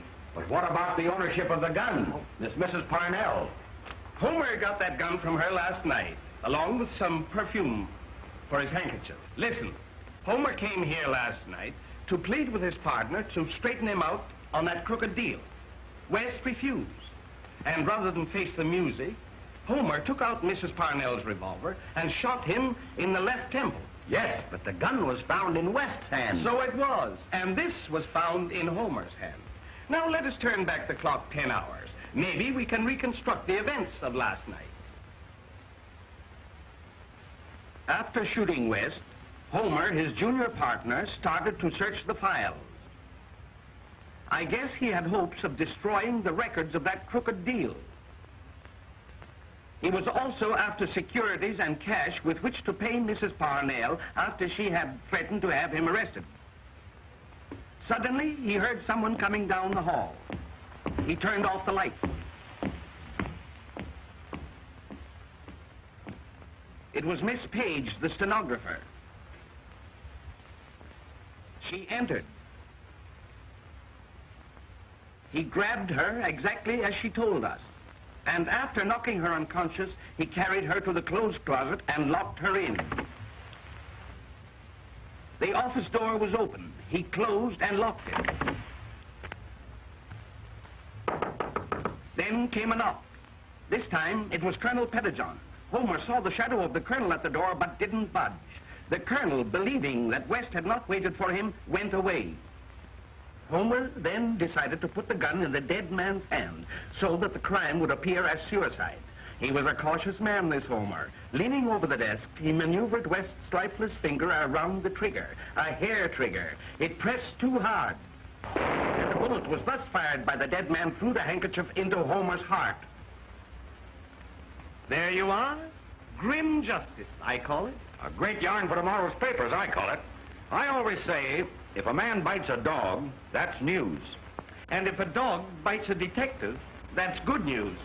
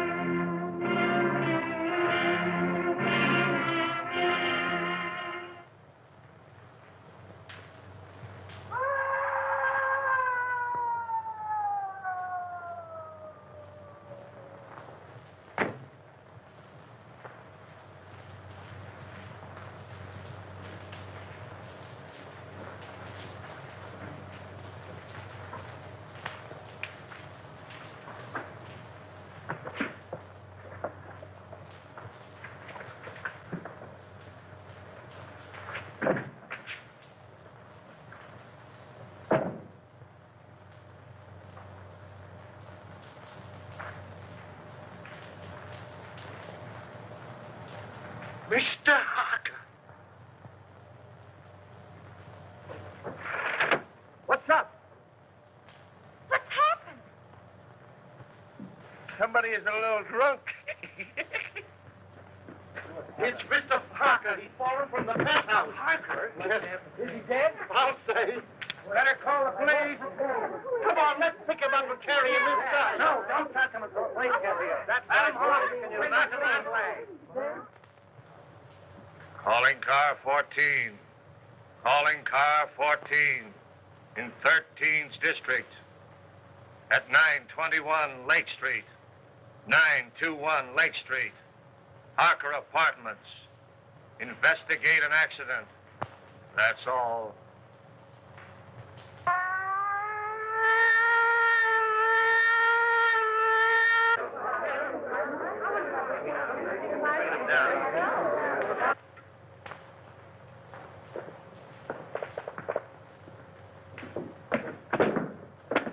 What are you doing, Wilford? Reconstructing the accident?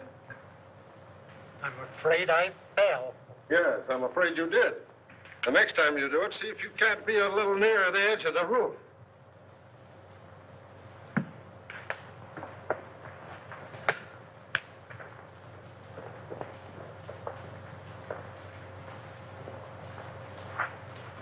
If he jumped from here, it would land him just about where he fell. Well, why do you say jumped? Because I'm an inspector, and I can say anything I want to.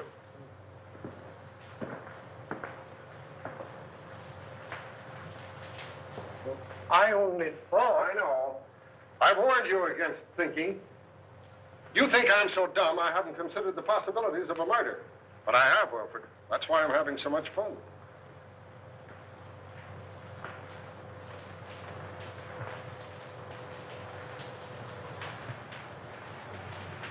Who's the young lady?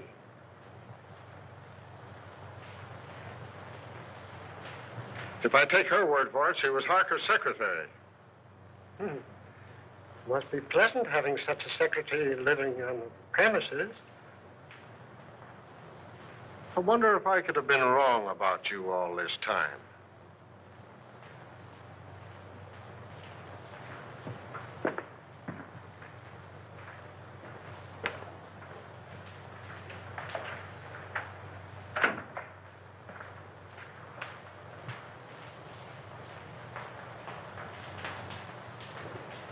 Do you know any reason why Mr. Harker would commit suicide, Miss Perry? No, I can't imagine him doing it. No, I would see... Wilfred, why don't you go in with the doc? He might need you. Eh? Oh, yes. Yes, sir.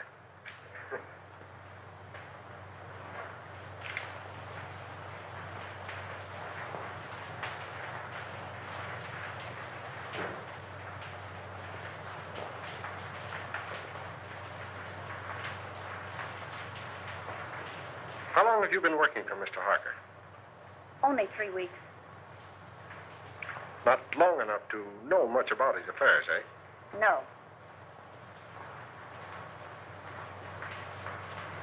Did he always have his secretaries live on the premises? I believe so. Anyone else live here? Any servants or housekeeper? You mean chaperone? There's only one maid, Augusta. She's a little bit dumb, but very respectable, I assure you. Would you like to meet her? Just a minute.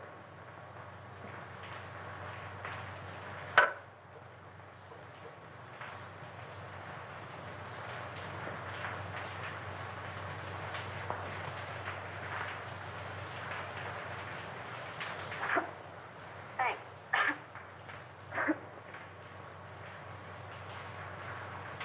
Where is your bedroom? In there.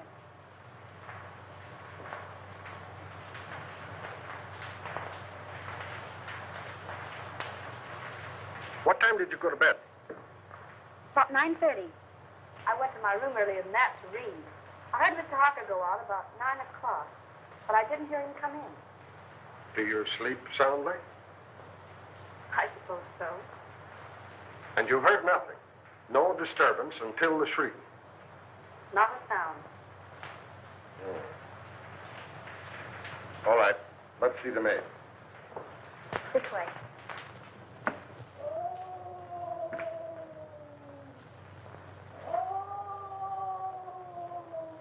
Listen. That's in her room.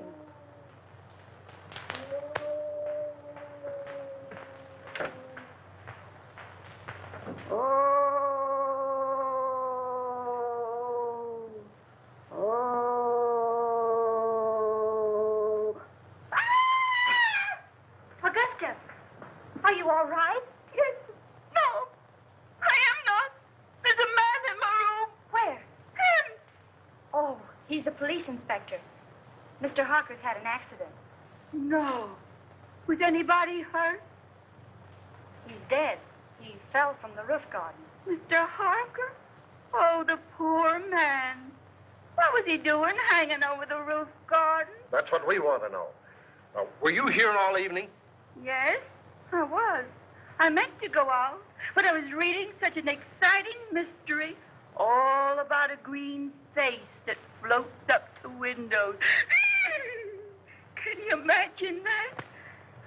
I don't know how respectable she is, but you were right about the dumb part. Outside of green faces, did you see or hear anything? Oh, that's funny. I did. At least I think I did. I was asleep when I heard it.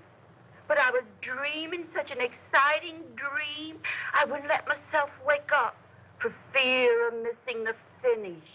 You could have stayed for the second show. What? Nothing. Let it go. Well, as I was saying, I heard the noise, but I don't know whether it was a real noise or just a noise in the dream. You see, I can hear dreams as well as see them. Where's Wilfred? Wilfred? Yeah, my secretary. I want him to meet Augusta. They have so much in common. What was the noise you may not have heard? It was a sort of hiss. Like that. That settles it. You've got to meet Wilfred. Gee, you're not at all like Philo Van. Well, that's all right. You're so much like the maids in a mystery novel that I'm almost convinced that Harker was murdered.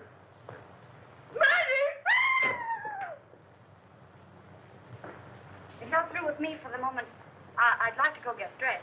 Sure, go ahead. But don't leave the apartment. Pleasant dreams.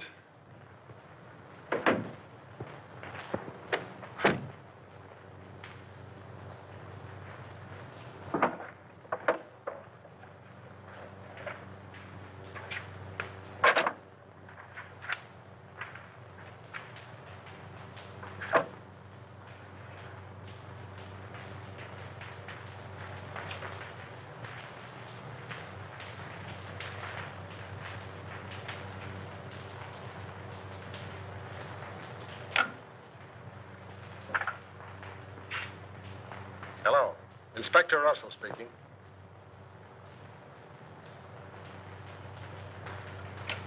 Who lives in the penthouse across the hall?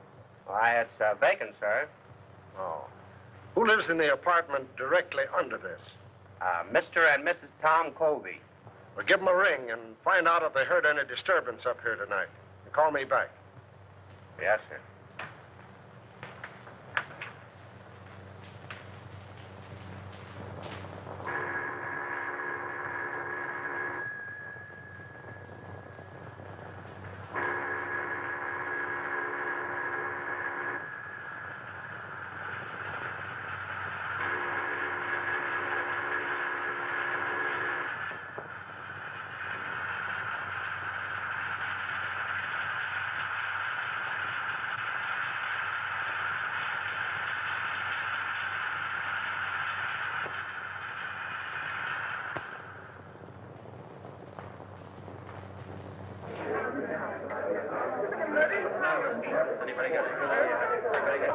Hello, Jim.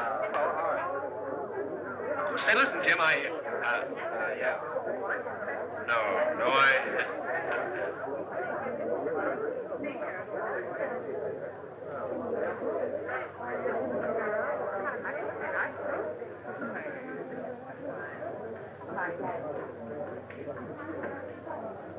Oh, Eddie. Hello, Ted. What's the latest? Oh, nothing much. Gang's still waiting upstairs. Why don't you go up? I'm stuck down here. Chief told me. Oh. Say, Eddie, you wouldn't like to make a fin, would you? A fin? This another one of your jokes? No, on the level. One of those upstairs bet me a 10 spot that there was no eagle on a lieutenant's badge. Do I collect? According to my tag, you do. Oh, wait till they see that. I'll give you $5 for helping me win it. Too easy. I'll say it is. I beg your pardon, gentlemen. Wait a minute. Who do you think you are? You must be a new man. Old enough to know a wise guy like you. Sorry, Lieutenant. Go right in. Don't make that mistake again, my good man. No, sir. Say, what's the Get on back.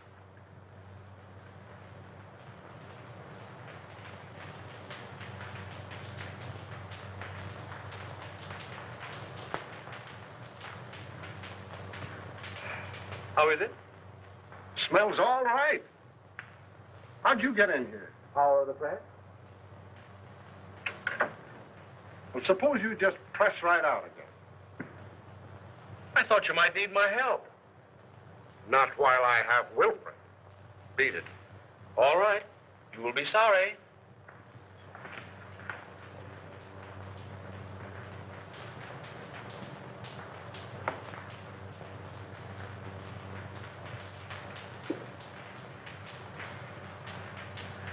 Well?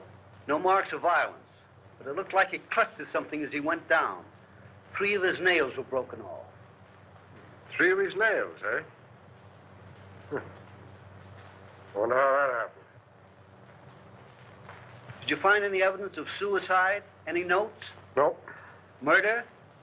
Nope. Nobody heard a sound. Then it must have been an accident.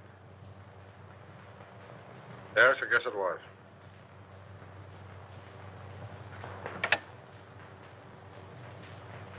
Central 5800.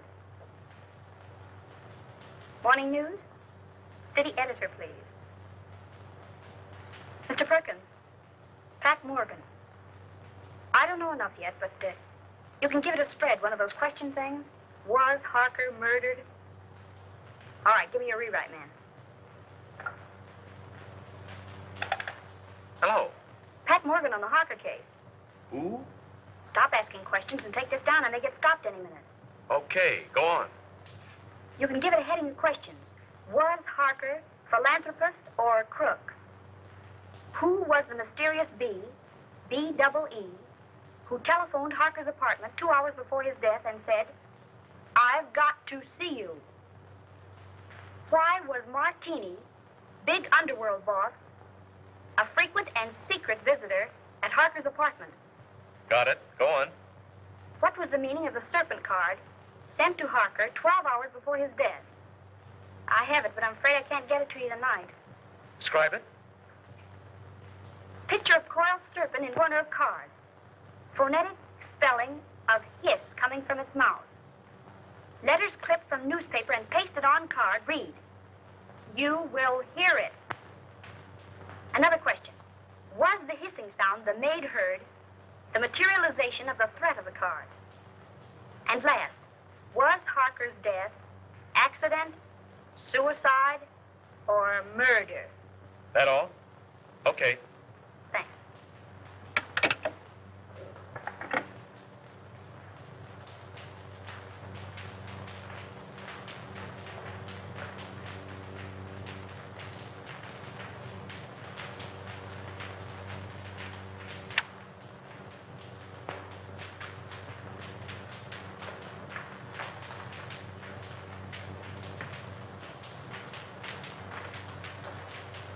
I thought I told you to get out of here.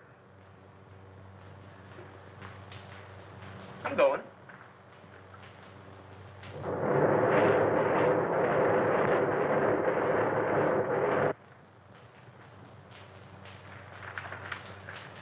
Hey. Hey, get a load of this, will you?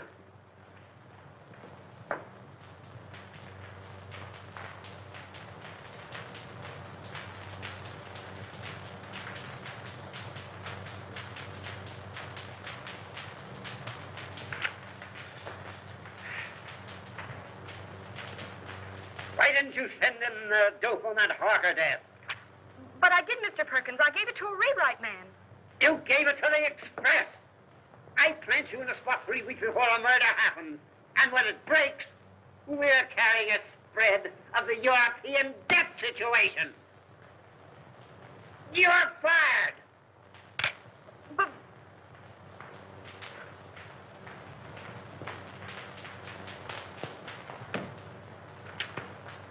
Hello. Close out Pat Morgan. Get you.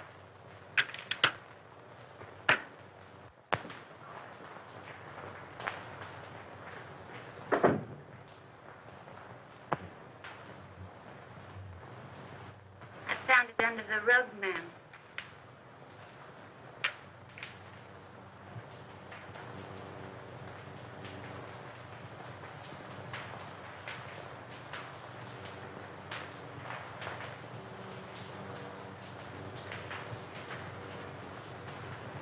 Oh, so that's what it was. Oh, what a dirty trick. I'll slash his throat. What a low double-crosser. I'll get even with him if it takes my last brain cell. And he knew it'd cost me my job. I'll get even with him. And how I'll get even, I'll kill him, I'll kill him. Is it somebody you don't like, ma'am?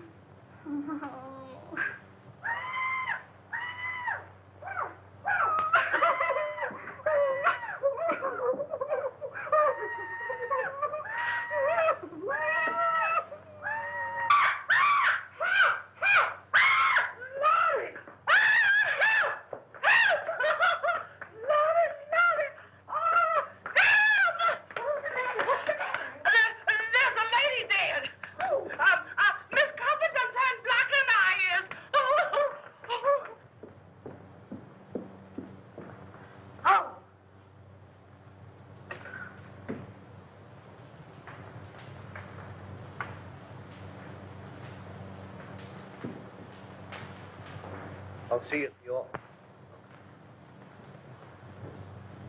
Was she strangled? It looks like it. You want to see something interesting? Come here.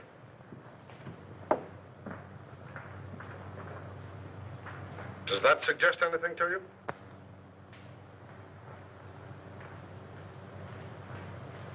Harker could have fallen from here instead of from the roof garden, couldn't he? He not only could, but we believe that he did. That broken pole suggests that someone clutched at the curtain in an effort to save himself. Now, Harker's nails were badly broken, and there are deep scratches in the paneling there.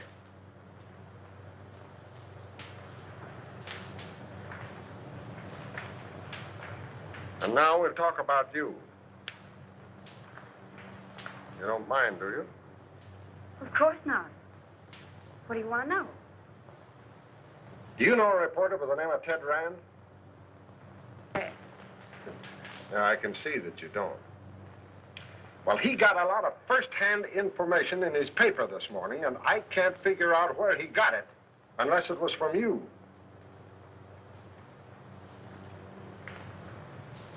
May I see it?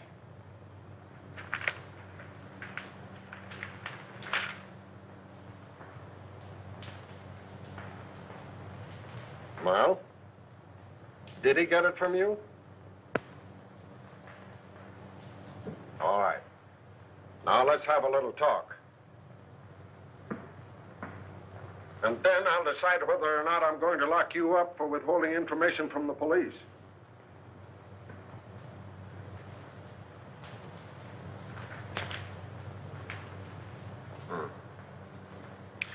Yeah, Wilford is on his way down now with a picture of Kobe. He's been missing since last night. Broadcast a description of him. And tell Brown I want all the hotels checked, the steamboats, the railroad stations. Send out a general alarm. When you get him, book him for murder. All right.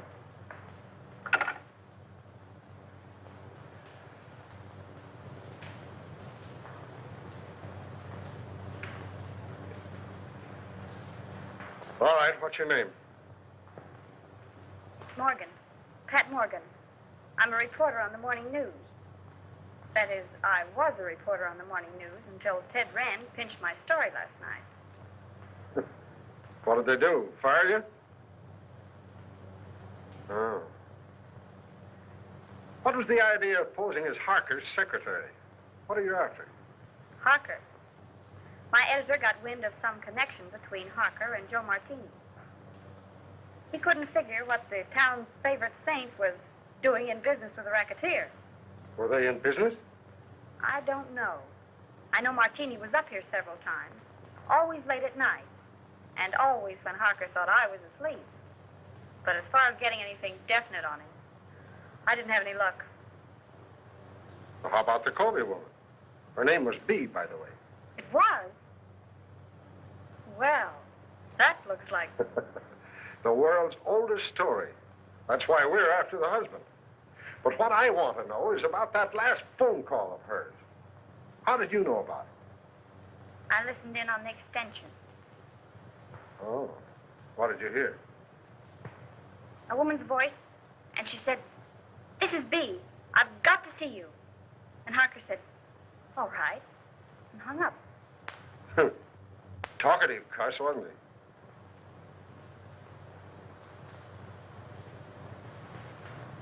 Has Martini got an apartment here? 804.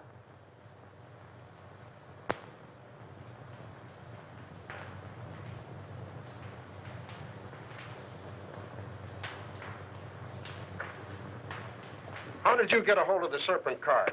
Do you think there's anything in it? I'm asking the questions.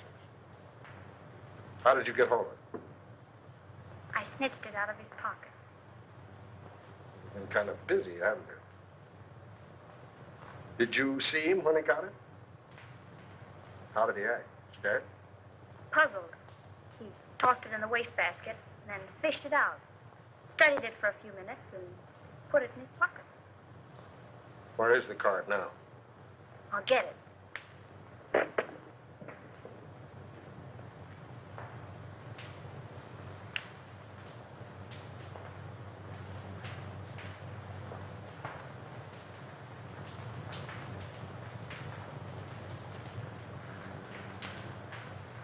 you find another one? Yeah. Where? In Mrs. Colby's apartment? In the wastebasket. What does it mean? Oh, it's either a threat or some fake advertisement. I'm checking now to see if anyone else in the house got one.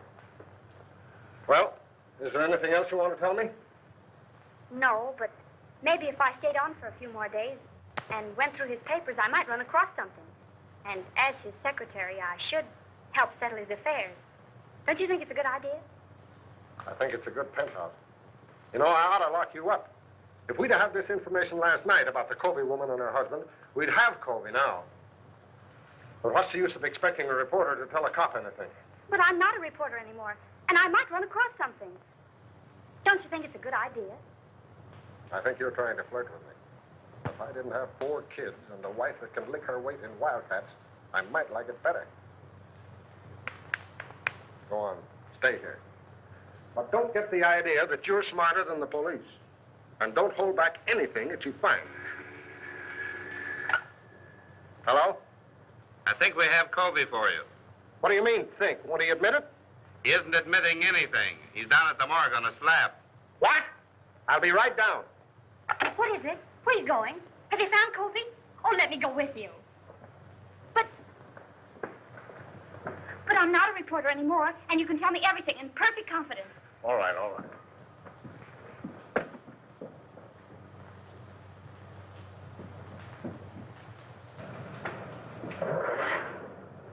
Mark! Hey! Hey! Hey, Pat! Hey, follow that car, will you? Hurry up!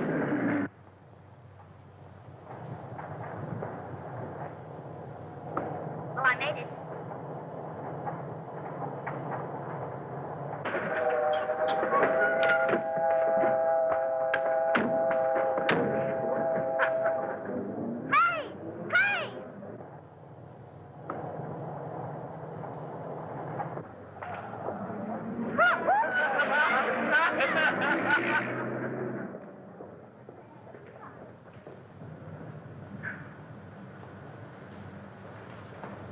Well,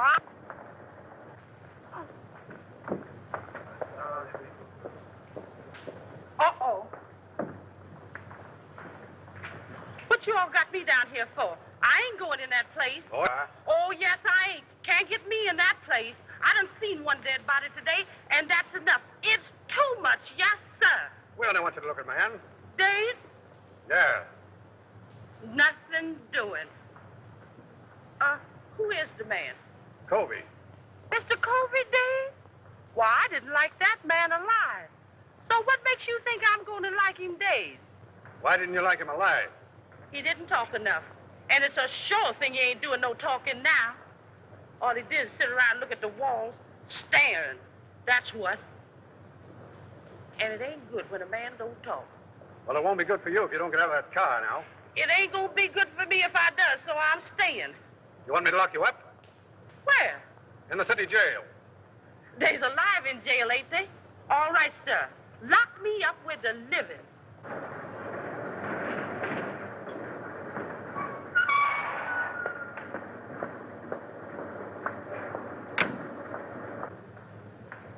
What's the trouble? She won't budge.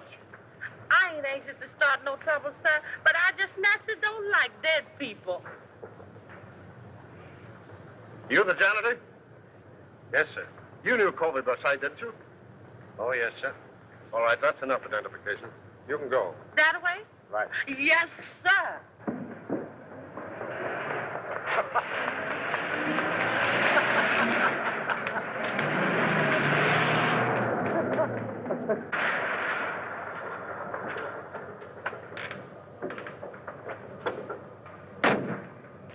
Here you go. Okay.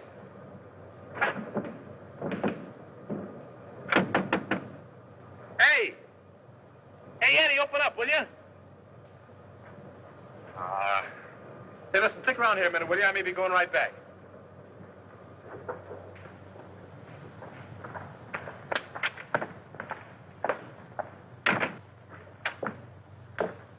Hello, Eddie. Hello. How's the boy? Hiya, Sam. What detained you? I had some business to attend to. What you mean is you wasted an hour hanging around the police station. If you'd picked me up, I told you they were headed for the morgue. Is it the depressing atmosphere of this place, or do I imagine that you're angry with me? I? Angry with you?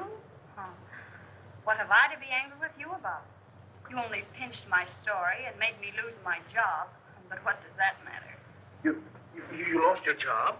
Yes, I lost my job. I suppose you think that's very funny. It's probably the funniest thing you ever heard of.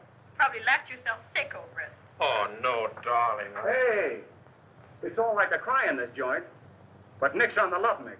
Oh, you go to the devil, will you? Come on, darling, let's get out of this place. Eddie hasn't any romance in his soul. Let's go to a speakeasy. What's romantic about a speakeasy? I'm going to propose to you again. And no cracks from you. The only funny crack I can think of would have to come from her. Yeah? What's that? If she said yes. Funny man. You know, darling, Eddie's wife got him the job here in the morgue. She thought he'd take the hint and die. Come on, honey.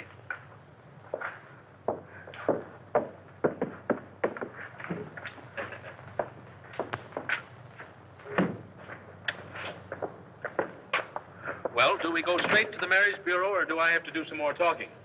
You have to do plenty of talking. Okay, we'll go to Joe's. I'll even take you in a cab.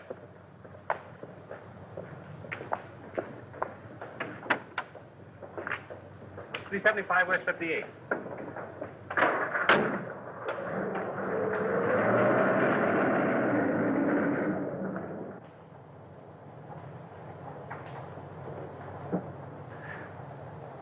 Couldn't you sit a little closer? Not without being arrested. And speaking of arrest, did you know that the Harker case was all over? All over? Yep, all washed up. What do you mean? What happened at the apartment? Plenty. Did you see Harker's maid, Augusta, last night? I don't think so. You don't think so? Well, believe me, darling, you'll remember it. You call me darling. I didn't mean to. Well, she's something to feast the eyes on. Or was. She was found murdered this morning. In Harker's apartment? No, the janitor's. Say, are you kidding me? I? Listen, I'm the one who shouldn't trust you, not you me. I'm sorry, darling. Go on. Well, they found a marriage license in the apartment. Whose? The janitor's. It seems she was married to the janitor, but worked for Harker. Oh, one of those. Say, look here, you worked for Harker, too. Only on a double cross. He only made a couple of passes at me. He made what? Why, I'll kill him. Oh, he's already dead. The janitor killed him. Killed him and his wife, and then committed suicide. They dragged his body out of the East River this morning. That's what they had down at the morgue. The janitor's body? And the maid's, too. Say, listen, has any of the mob got this story yet? I don't think so. Hey, driver, drive up to that drugstore, will you? You mind if I phone it in? No. I'll only be a minute. All right, but hurry. I'll hurry.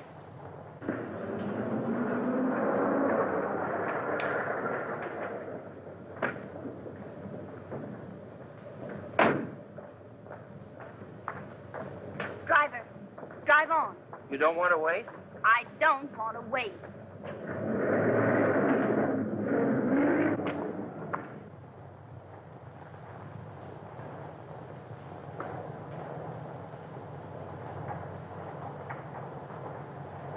Driver, drive back to the drugstore.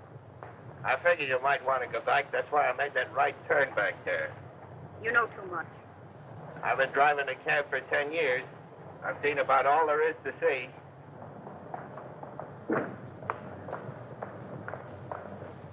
Here you are, miss, and there's your man. Man, don't be vulgar.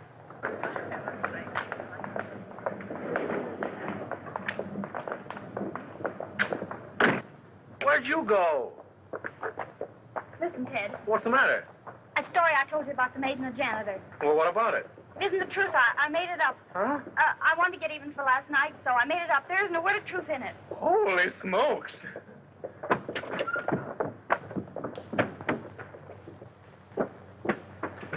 Haven't you got a nickel? No. I know you mind so much.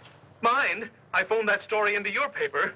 My paper? Yeah, I wanted to make up for last night. Haven't you got a nickel? No. I told your editor what happened last night, and I held this scoop up if he'd give you your job back. He said yes, so I gave him the story. Haven't you got a nickel? No. Oh. Terry, come in here. I found something just like in a mystery. Come on, come on. What are you doing? Oh, Mr. Harker's lawyer said I was to pack up Mr. Harker's things and clear out the apartment. But look at those drawers. Mr. Harker's or the wooden ones? Oh, Miss Terry, aren't you the one? The wooden one. Do you see any difference in them? Did they come out of the same chest? They did. And so I investigated. And look what I found. I pressed and pressed all around here. And finally, sure enough, there it was. A little place behind there. Empty. But it wasn't. There was a letter there. And it reads like a threat.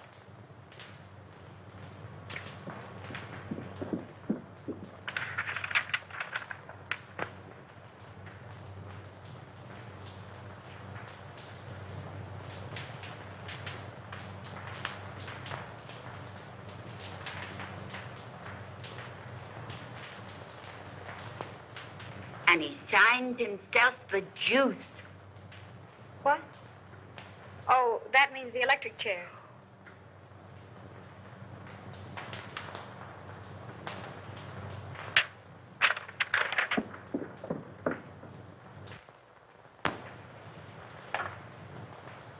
Central 5800. Morning news. Give me the files, please.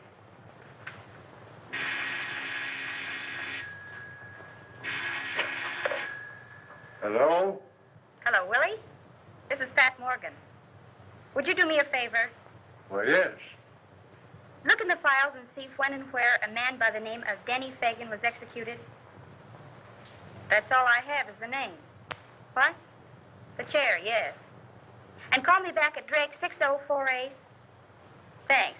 And Willie, see if it says anything about his relatives, particularly a brother or anyone who visited him on the day of his execution. That's right. Thanks.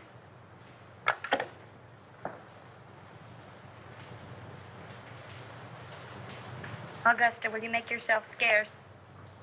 Scarce? Scarce. In other words, scram. What are you going to do, ma'am? If I wanted you to know, do you think I'd ask you to leave the room? Oh, I never thought of that.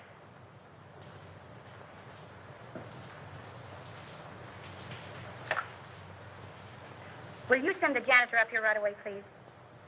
Thanks.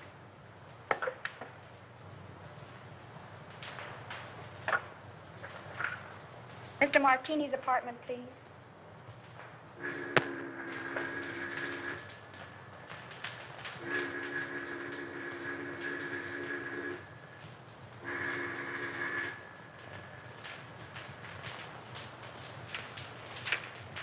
Now, Mr. Martini doesn't answer.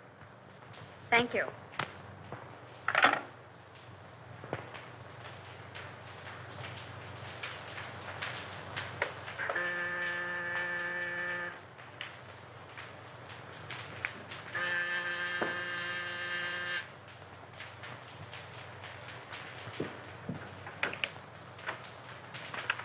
Janitor, miss. Yes, come in. What's your name? Peterson. Well, look, do you have a pass key to all the apartments? Yes, ma'am. For $10, would you let me in an apartment for 5 minutes while you stand guard outside? What apartment? Joe Martini.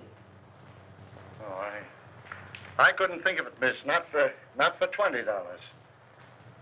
Not even if it helps solve the mystery of Mr. Harker's death? Mr. Harker's death?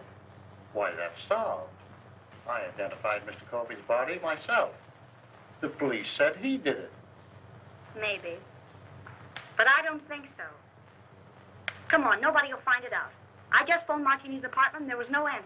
Now, all you've got to do is stand guard out in the hall. And if Martini comes out of the elevator, you whistle. Or, better still, you could hammer on something. Oh, I don't like it, miss. I'd be sure to lose my job. If I get caught, I'll swear I got in with a skeleton key. Come on. Well, all right, if you'll keep me out of it. But I don't like it.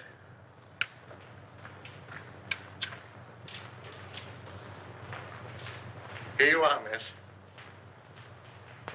Now, you stand by this radiator, and if you hear him coming, you hammer on it. All right, miss, but I don't like it. It'll be all right.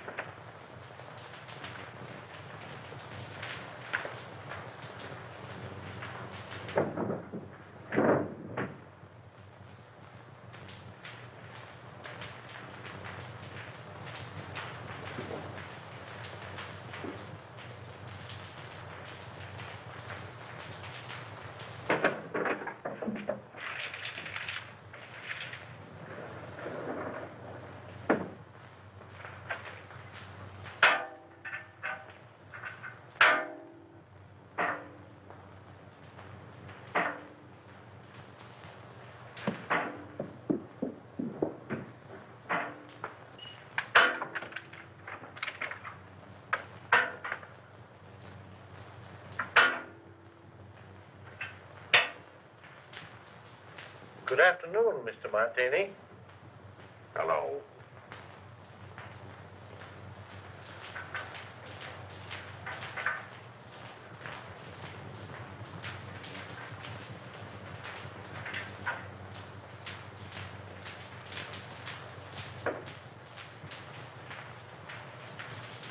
This Terry, in apartment A. Just a moment.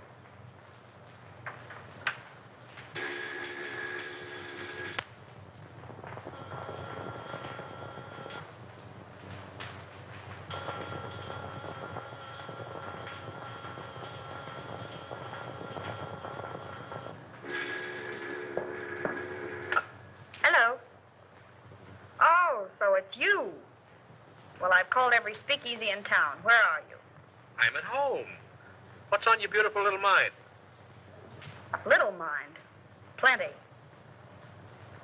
Listen, I've just found something. Did you ever hear of a man by the name of Denny Fagan? What was that? Did you drop something? No. Don't say any more. I'll be right up.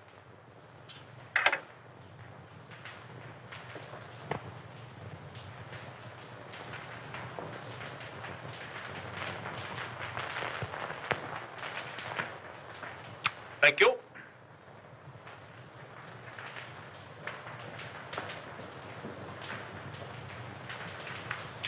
Blue steel revolver. Blackjack. Pink toothbrush. Well, what in the world? I'm spending the night. Here? Certainly. You know, I didn't like that sound over the telephone. Somebody was listening in. What's this about Denny Fagan? Do you remember the case? Certainly. He was sent to the chair for killing Julius Brinkman. Well, look at this. What? We found this in Harker's things.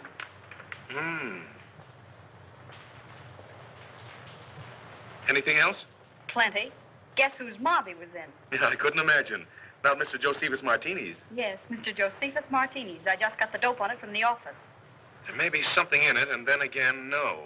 Listen, if Colby killed his wife, and then Harker, and the case is closed, who's interested enough in this apartment to listen in over the phone? Surely Colby wasn't listening in from the morgue.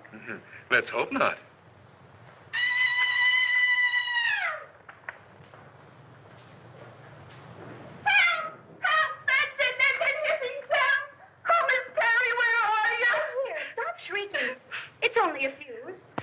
janitor. Oh, there's a man in the room. I just touched him. He's a friend of mine. Keep your hands off him. Certainly. Hello? This is Miss Terry. Will you send the janitor up right away? The lights have gone out. Thank you.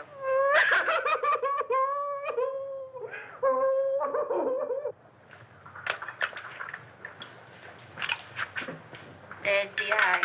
Thanks, Augusta. Want a lemon? Yes, Augusta. Lemon.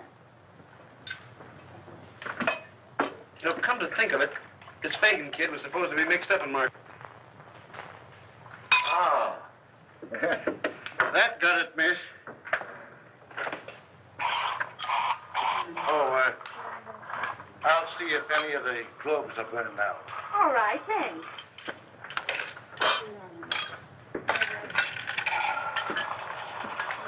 Some more ice in your...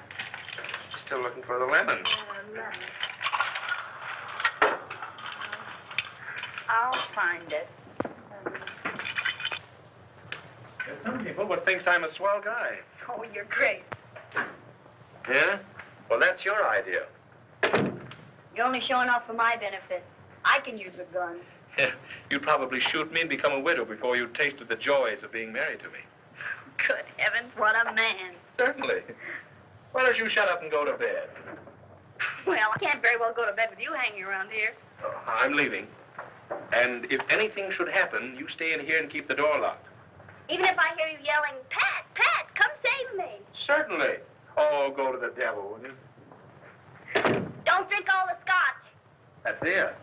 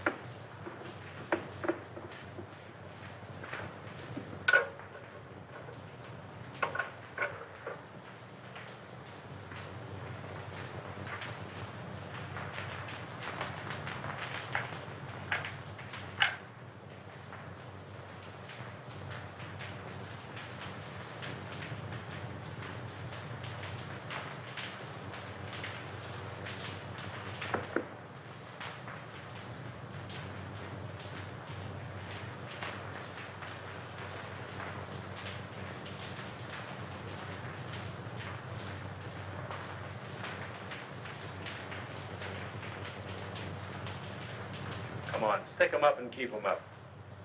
Now then, maybe you'll tell me what you're doing in here.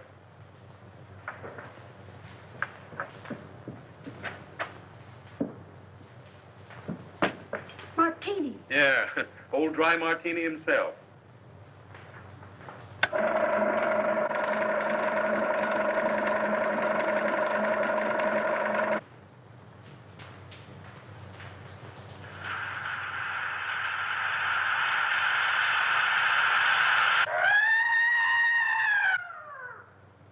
Hey, wait a minute. I'll go with you. You stay here. Don't be silly.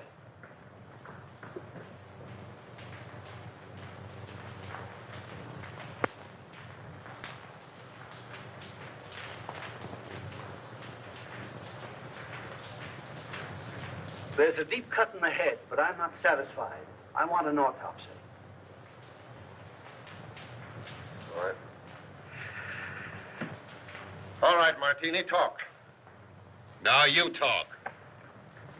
What was one of your men doing in my place? Finding enough evidence to send you up for life? Yeah, did he have a search warrant? I wouldn't be a bit surprised. Weston was probably trying to serve it on you when you killed him. You'll have to come stronger than that. I wasn't even in the apartment when he died. How do you know when he died? I heard him yell. They heard him yell, too. I was with them when it happened. So you can't pin this on me. Maybe not. But I can pin about 6 gang killings on you, and that ought to be enough. Take him down and lock him up. Who? Me? No, Wilfred. I want him locked up. All right, Brown. Take a couple of men with you. Yes, sir. Shall I earn him? You bet. And keep your eye on him every minute. This is going to cost you your job, Russell. You shouldn't threaten a police officer. It isn't polite. Get going.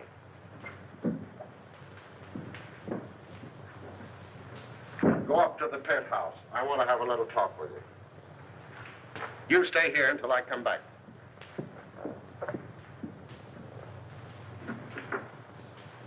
May I make a suggestion? No, Wilfred. Make it to the doctor. I'm tired.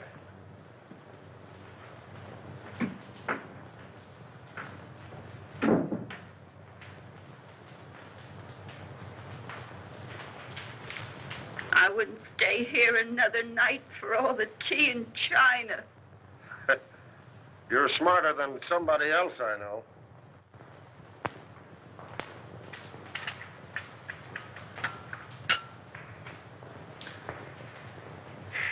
I want you to get out of here in the morning. You're not only in danger, you're just plain dumb.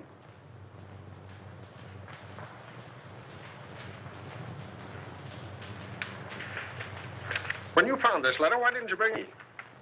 I was going to. You were going to. But first, you thought you'd be smart. You had to go messing around in Martini's apartment. He didn't see me. He saw you all right. He thought you got the paper that my man got. He was here tonight to get it back. And in being here, he saved his own life. What makes you think that? Brains and a Valentine. I can't figure out yet how the mistake was made. But my man got what was intended for Martini. We found Martini's apartment. And I was right. Covey didn't kill them. Maybe.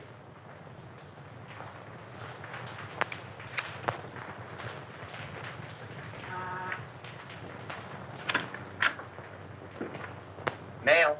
Oh, thank you.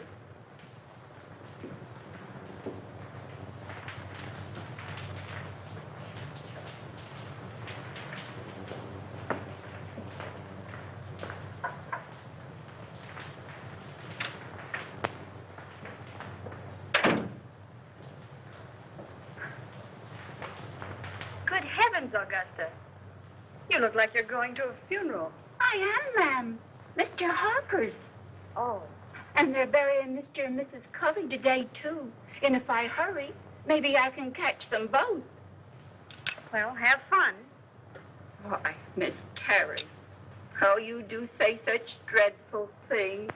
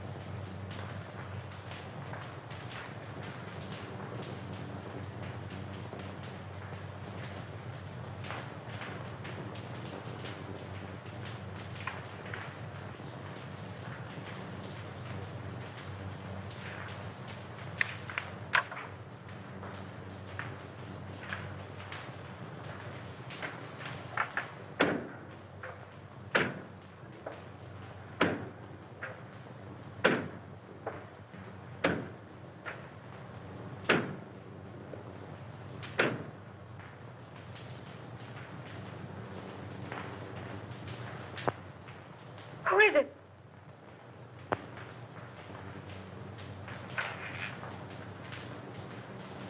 Where do you want this?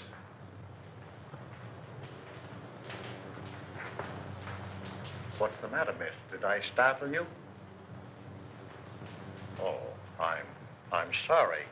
But you told me to bring up the trunks. Oh, I know. I forgot about them. You can put them anywhere. It doesn't matter.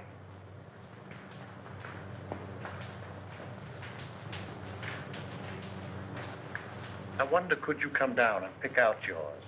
I got Mr. Harker's out, but I don't know yours. All right.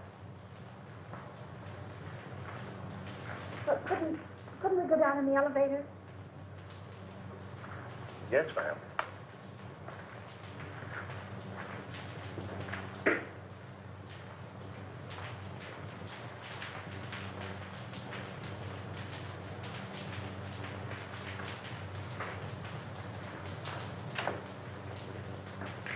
You can't get my trunk up here any too quick to suit me. I just got a warning that I was going to be killed. You, miss? Oh, who would want to kill you? I wish I knew.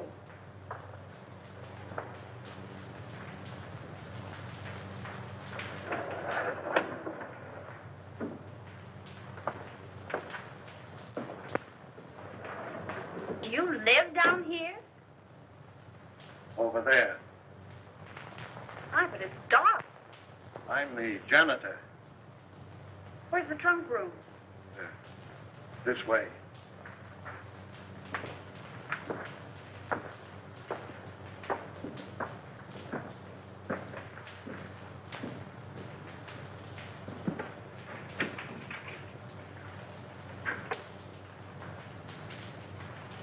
Aren't there any lights in here?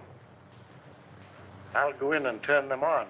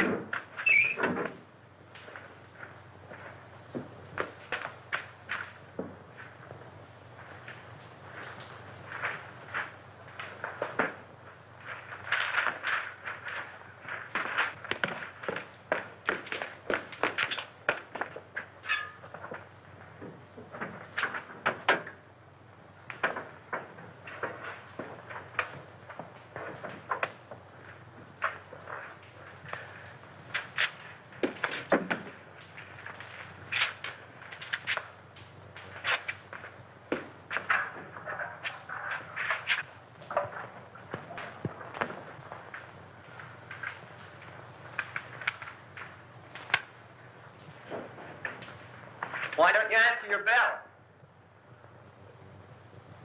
I was just about to light the incinerator. Well, that can wait. These gentlemen want you to go with them now. We want to examine some of the apartments. Yes, sir.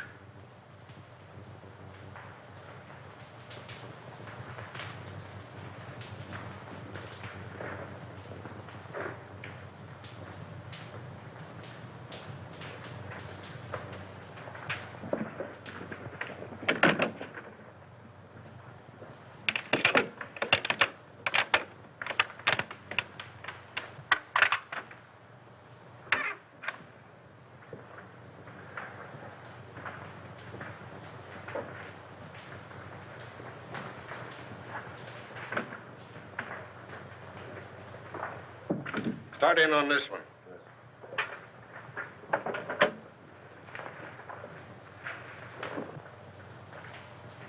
If you don't need me any longer, I'd like to get back to my work. All right, but leave us your package.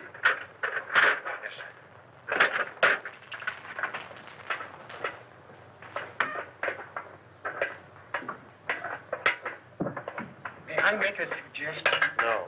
But you... I'm busy. Some other time, Wilfred.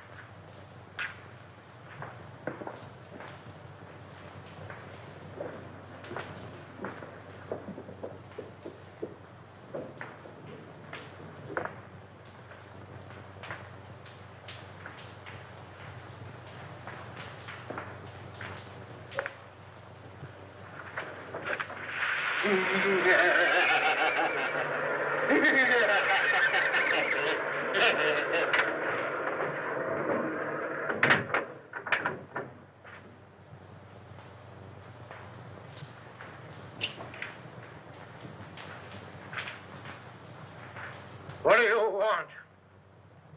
What,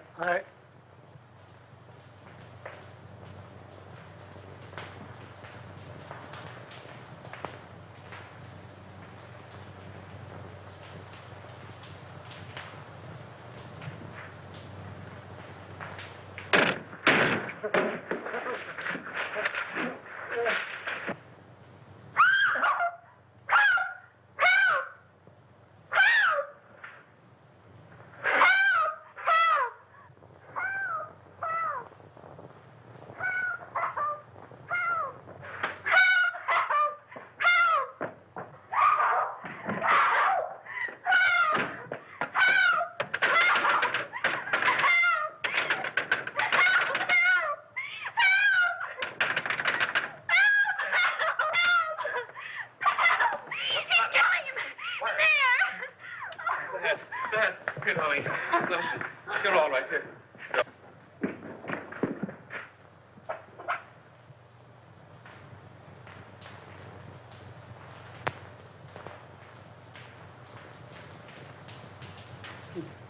He tried to get away.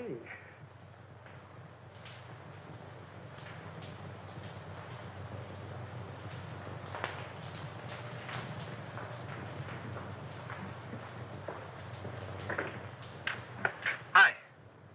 Oh, Doctor, how is Miss Morgan? Well, she'd be all right. Just keep her quiet a couple of days.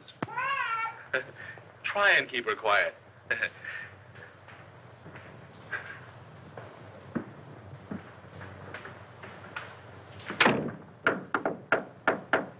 May I come in? Certainly. Hurry up. Has he confessed? Yep. Ah! 1, 2, 3, 4, 5, 6, 7, 8, 9, 10. Oh. Well, tell me about it. Did he kill them all? Yeah, with the exception of Colby. How? With gas. They've just held an autopsy on all the bodies.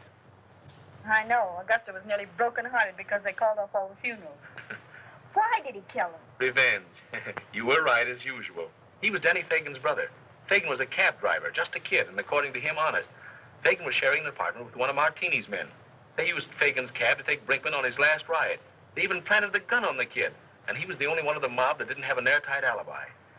Oh, gee, you look cute in that bandage. Please, get on with the murders. Well, that's all. Denny Fagan was sent to the chair. That's all. Isn't that enough? And just a young kid, too. You're not going to feel sad about it, are you? I would if his brother hadn't tried to stuff me in a furnace. Where did Harker come in? Harker engineered the Brinkman killing. Brinkman was in Harker's way, so he ordered him snuffed out. Martini's mob found it convenient to let Fagan take the rap. Do you mind if I hold your hand? Please, darling, hold my hand. But why did he kill B. Colby? She wasn't mixed up in it. No. But by killing Harker and her in her apartment, they threw suspicion on the husband. He even sent Colby a letter telling him to watch her. But when Colby found out what was going on, he didn't kill them. He just jumped in the river. Why, but you take that lightly. What if I'd been killed? Oh, baby, I'd have written you a swell obituary. I'll bet you would have at that. In some speakeasy. Don't be silly, gal. You know I don't go to speakeasies. I got an idea. How about the last drink of Harker's scotch? I've already ordered it. But you might go see if Augusta's drinking it. All right.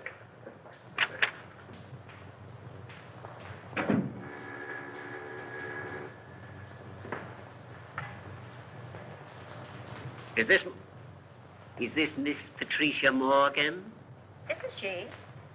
This is Perkins. Not dear Mr. Perkins. Cut that. You want to come back? What do you mean, how much? How much more? We'll discuss that when I see you. No, you won't, because you aren't going to see her. What? Who is this? Miss Morgan's future husband. Who says so? I do. The woman's place is in the home. Hey, listen. What home? I have an apartment. I'll bet the rent isn't paid. Now, don't be mercenary. Will you listen to me? I'll bet you haven't the price of a marriage license. I want to talk to you. Yes, sir. Will you lend me $3? Why, of course, Mr. Rand. I'll get it right away. Certainly I've got $3. Sure. See here, Morgan. Haven't you any gratitude in your system? Do you realize what I've done for you for the last 3 years? I've kept you on the payroll of this paper. I've given you more opportunities than any sob sister in the business. Now let's get together on this thing, Morgan. There ain't any use of us acting like this. You know we've always been able to iron out these little things. Morgan? I say, Morgan, why don't you answer me?